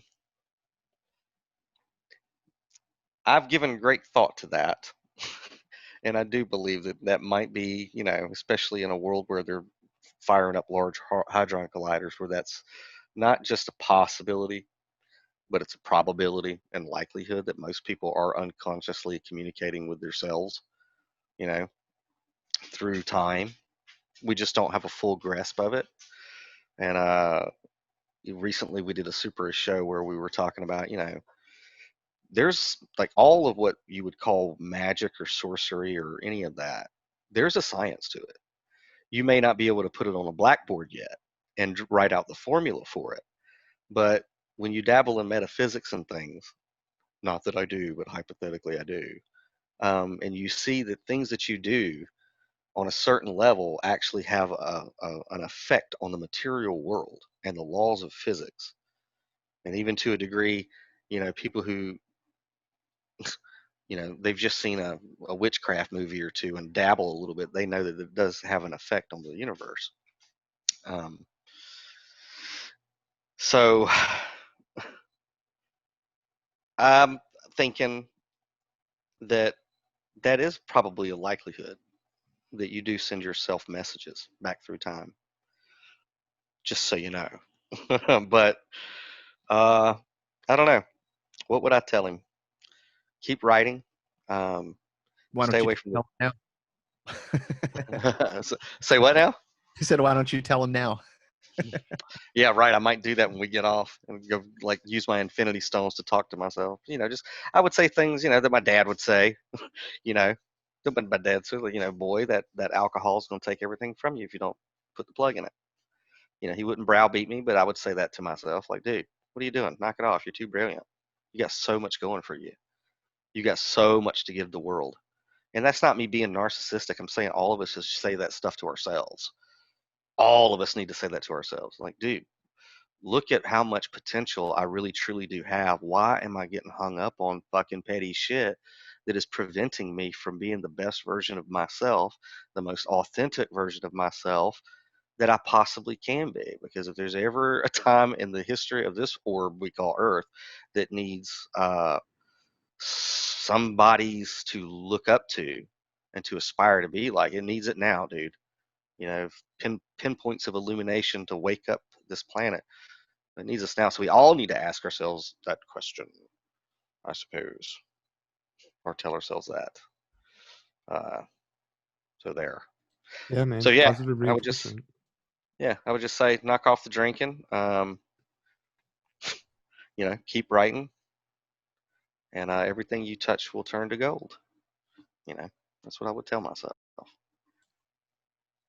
Good answers. Bonus question number 4. What turns you on creatively, spiritually, or emotionally? In all ways, music and laughter. Mm, Music and laughter. vibration. I love Hmm. it. Yeah, and it's cool, Adam. Um, I live alone in a pretty old house, so it's an older, creepy looking house, and it's all hardwood floors and everything. And my neighbors are cool. They know I'm kind of freaky. I got a Zen garden out in the front, and on any given Sabbath or something like that, There could be an altar out front. Who the fuck knows? They don't know what, the wizard Crumpton's doing over there. They just stay the fuck away, when they see weird shit happening.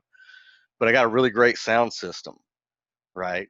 So I can, get into a highly meditative and medicated state and turn this motherfucker up to some Pink Floyd Pompeii, Damn. and the whole house will vibrate like a spaceship. And yeah, it does. It takes you to a different level, dude. So talking to yourself through time and telling yourself shit, guiding yourself along, I think it's probably a likelihood. So you should probably try to figure it out that you are your younger self's higher self. Uh-oh. That opens up a can of worms if you really, I don't know. No, listen, I'm in your side of the park on this one. Yeah, okay. So, yeah, Yeah. that's what I would tell myself. Just, whatever. Yeah. I was just musing on the I don't know, usefulness of music the other day, and how it just seems like it can be used as so much more of a tool than it is being used now, like to get yourself in a meditative state, or and when you're listening to music to do that, it doesn't necessarily have to be like super ultra hippie woo-woo No. music. Like it can be any music that gets you in that state. And I just think it's an undervalued tool that we don't give absolutely. enough. I know when I do remote viewing, often I'll put on different, tones or beats.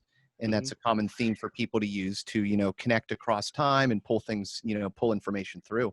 I also, there's a song by Arcade High. It's called Heat Wave. And when I get really bad migraines, sometimes I'll put that on, and it's got this weird oscillation of sound from like left to right, but it'll literally mitigate and like knock my pain down octave levels. So sometimes I'll just use this song to decrease my pain level. And so, yeah, I'm fascinated by frequency. I'll tell you what, you guys will get a kick out of this. Both of you use cannabis, right? Yes. Well, I do. Okay, awesome. Then you'll really dig this.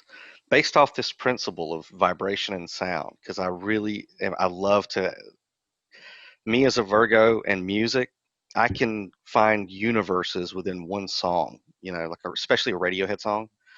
I'll put that motherfucker on repeat and listen to it 50 times just listening to the guitar, or just listening to Tom York sing or whatever. I break music down like that. So I know, and also being a metaphysician, I know how vibration in music can really alter some stuff and really get you into certain states. So based off of that principle, I love Spotify.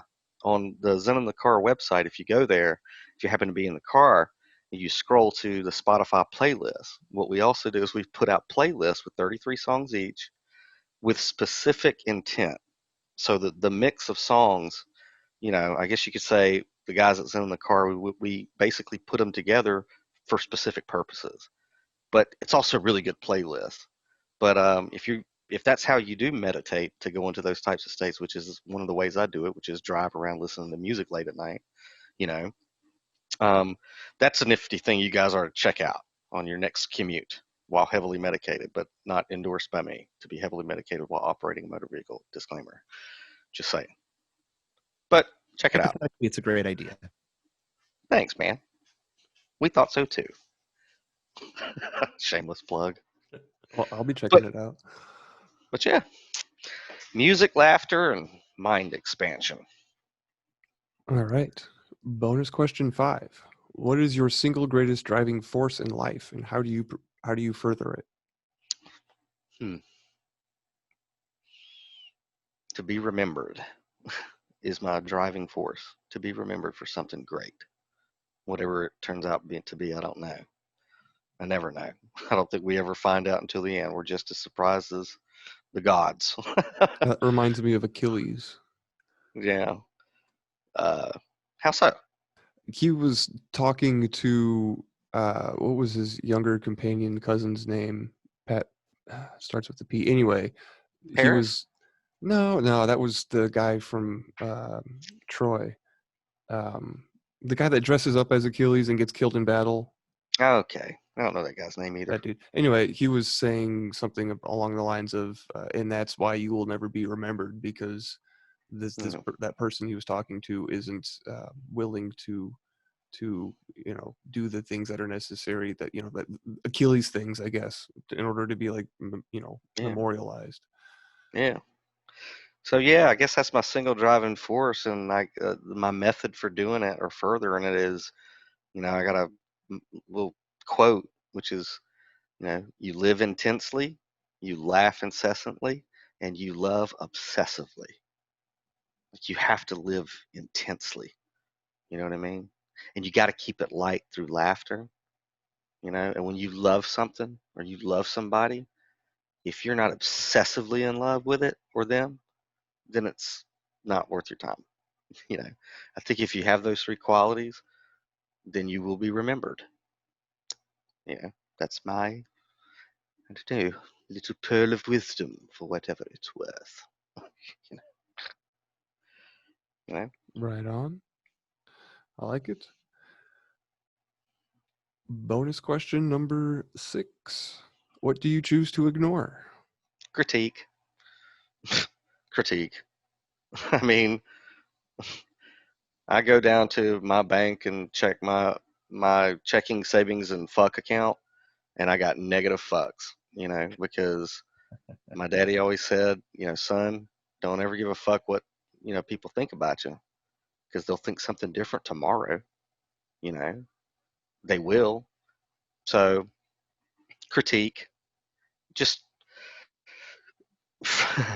it's, for me, actually, it's like more amusing to get one voice in the crowd of venomous people who want to throw mud at you, one person going, I thought it was cool. To me, that's more gratifying than if everybody loved everything that I ever said.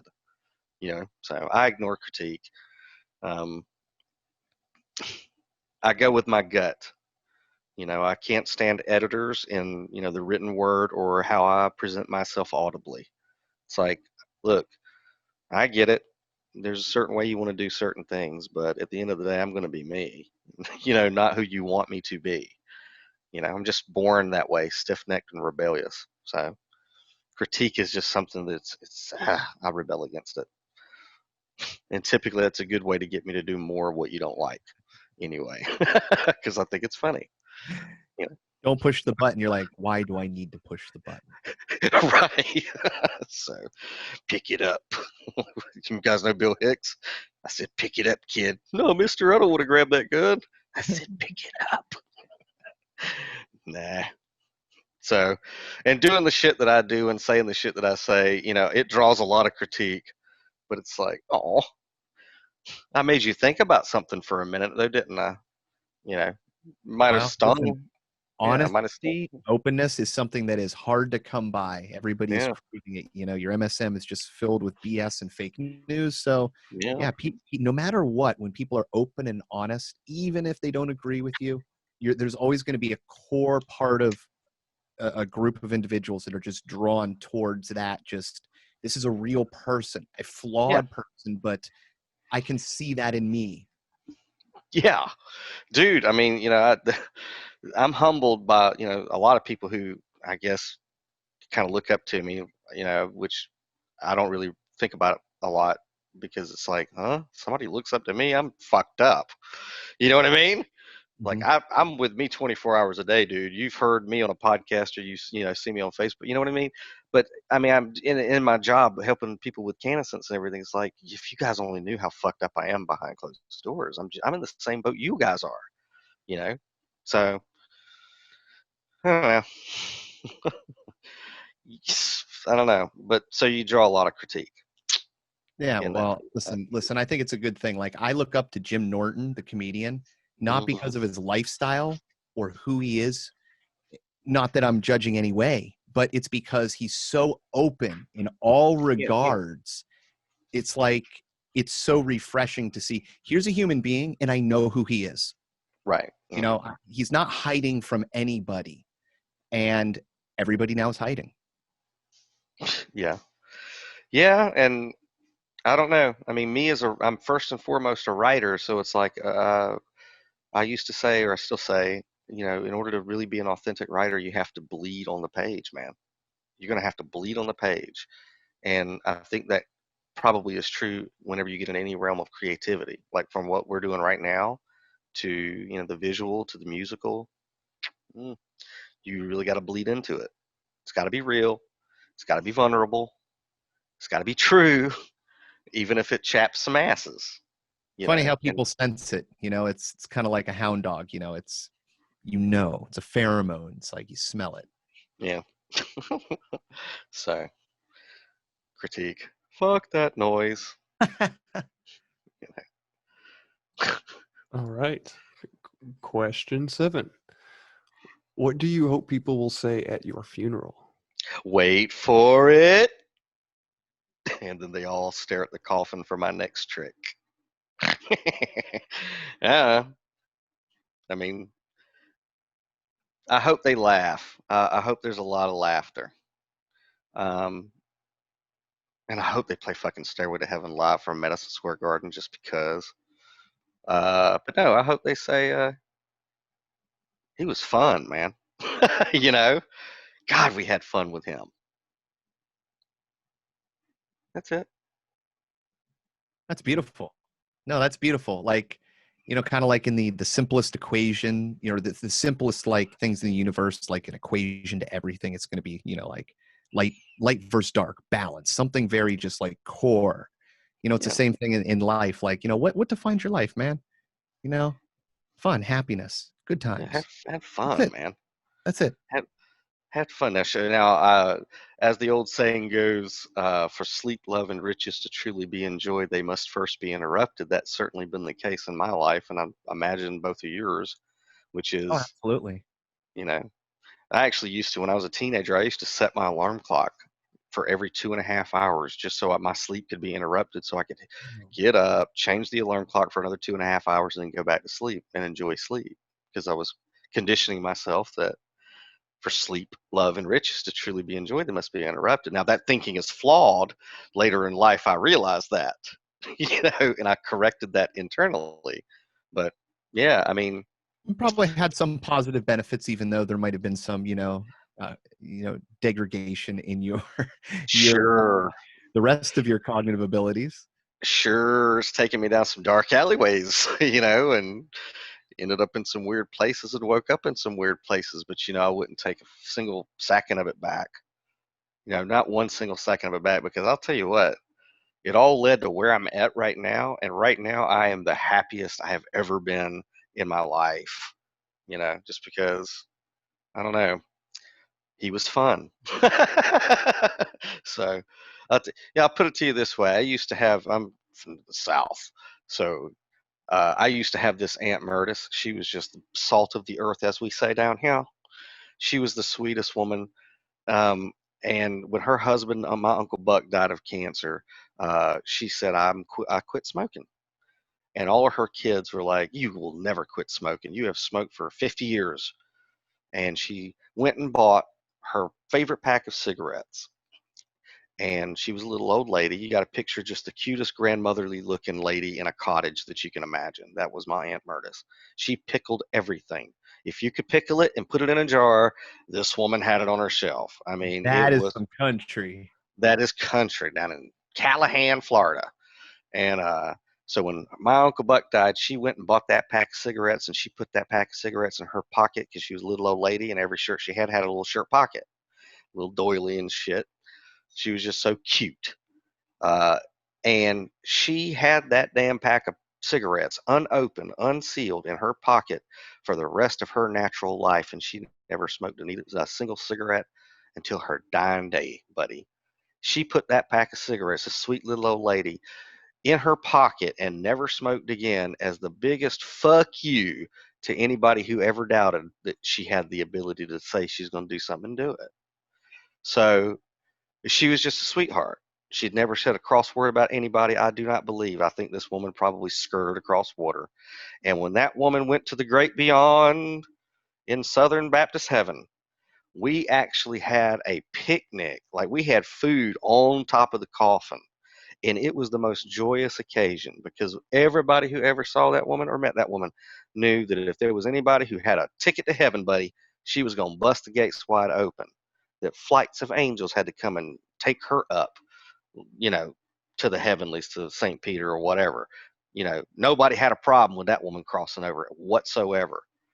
You know what I mean? I want that at my funeral. You know what? There's a song by the oh fuck, I think they're called the Strumbellas.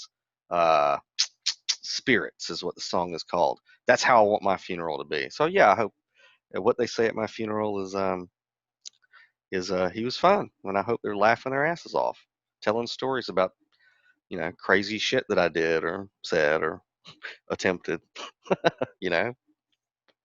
Yeah, that's a great So, answer. I always like it when people, want other people to have fun at their funeral. Like have more of a yeah. wake, have celebration. Make it a happy event, not a sad one. Well, Bill, if you followed me for a while, you probably will like it'll click in your head. I'm a huge Andy Kaufman fan. And if that comes out in what I do too. I thought some people thought Andy Kaufman was just an asshole. And to me, Andy Kaufman, I thought he was absolutely brilliant because he lived his entire life making everybody else the butt of this joke. Mm-hmm. These jokes that were only funny to him. Mm-hmm. And he went to great lengths and great measures to do these gags that just came out of left field to everyone watching, and people fucking love to hate him. And I sit there and watch that shit, and I'm like, brilliant. That's the best way to live your life. Best way to live your life. I had a friend And in high school who was this way. Everybody thought he was an asshole, but I caught him smirking one day to himself. He looked at me and kind of gave me a look, and I was like, oh, I get it. I get yeah, you. You're putting these people in a situation where they're angry, and I think it's funny, and you don't care if they think you're an asshole. And he became like one of my favorite people on the planet. I'll never forget him. To me, I'm like, he got life. yeah, And he didn't care that nobody liked him because he was laughing all the time at them.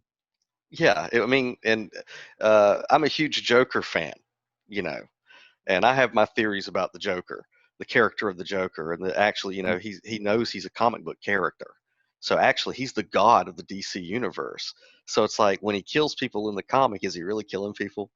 So it could take you to some Machiavellian places because, as above, so below, as within, so without, kind of thing. But yeah, I don't know. That'll take you down some dark alleyways if you let it. Oh, I I don't can know. just imagine where it would have gone if that was like Stan Lee's last dying words. Right. So, oh yeah. I'm crossing universes, aren't I? Oh, but that's what it was. So Andy Kaufman, yeah, I mean, if you could pick up on his shit, that's the kind of humor that I like. And like when I saw that movie, Man on the Moon, which is about his life, which is brilliant. Jim Carrey did a brilliant job with that. God, he became Andy Kaufman, became him. But the scene at Andy Kaufman's funeral where he plays a gag reel, he has a video already made for his own fucking funeral, and it's hilarious. And everybody in the funeral in front of the coffin's laughing. You know, uh, that's the kind of funeral I want. I want to have a gag. I don't know. Maybe when they open the coffin, confetti pops out or something. But I want to have the last laugh. God damn it. you know. So Awesome. here's All right. wishful thinking. Well, we've reached the end of the questions, Daniel. Oh, awesome. I feel like McDowell in the Clockwork Orange. I don't know what that means. Well, my next question, I said we're done with the questions, but my next question was going to be like, what did you think of the process? Like, what do you think of the project as a whole? Like this whole idea of 13 Questions podcast. Dude, I'm digging it. And like now having gone through it, like I got people I could recommend for you to have on too. Please Bring 'em do. on. That would give you some fucking awesome answers. But yeah, dude, what I'd like to do is do like we said earlier and integrate our shit. Send me the MP3 of this, and I'll send you the file of whatever the fuck we come up with. But the philosophy of what you're doing is very much in line with what we're doing. You know, the philosophy, but the methods in which we're both doing it are different and unique, and that's good. That's what we need Yeah, for the I agree. for the bigger picture of what I assume we're all spiritual here. That in my opinion, we have a responsibility Mm-hmm. at this point in human history. We do. I think it is incumbent upon us to say Well, something when we have the ability to do so. well, those of us who can see, Bill, and those of us who, well, what is the wizard's maxim? To know, to will, to do, and to be silent. You know, uh, those of us of a spiritual proclivity, woe unto us if we do not uh, figure out a way to work together with our unique skills, abilities, and gifts, and insights, knowledge, and wisdom. If if we don't do something to try to save this species while it can be saved, woe unto us if we don't do it. And I'm saying that from the bottom of my heart, that we are from my front porch, even though it's calm looking, I think every one of us on this planet can feel that the time that we are living in right now is truly like no other. And you know, I'm reminded often of the Old Testament passage of the Valley of Decision, and I think that we're there. So I don't know, but that's just me looking at it. And again, I'm doing my part with my sarcasm and snarkiness and abilities at the keyboard, and hoping and praying that others like yourself do yours.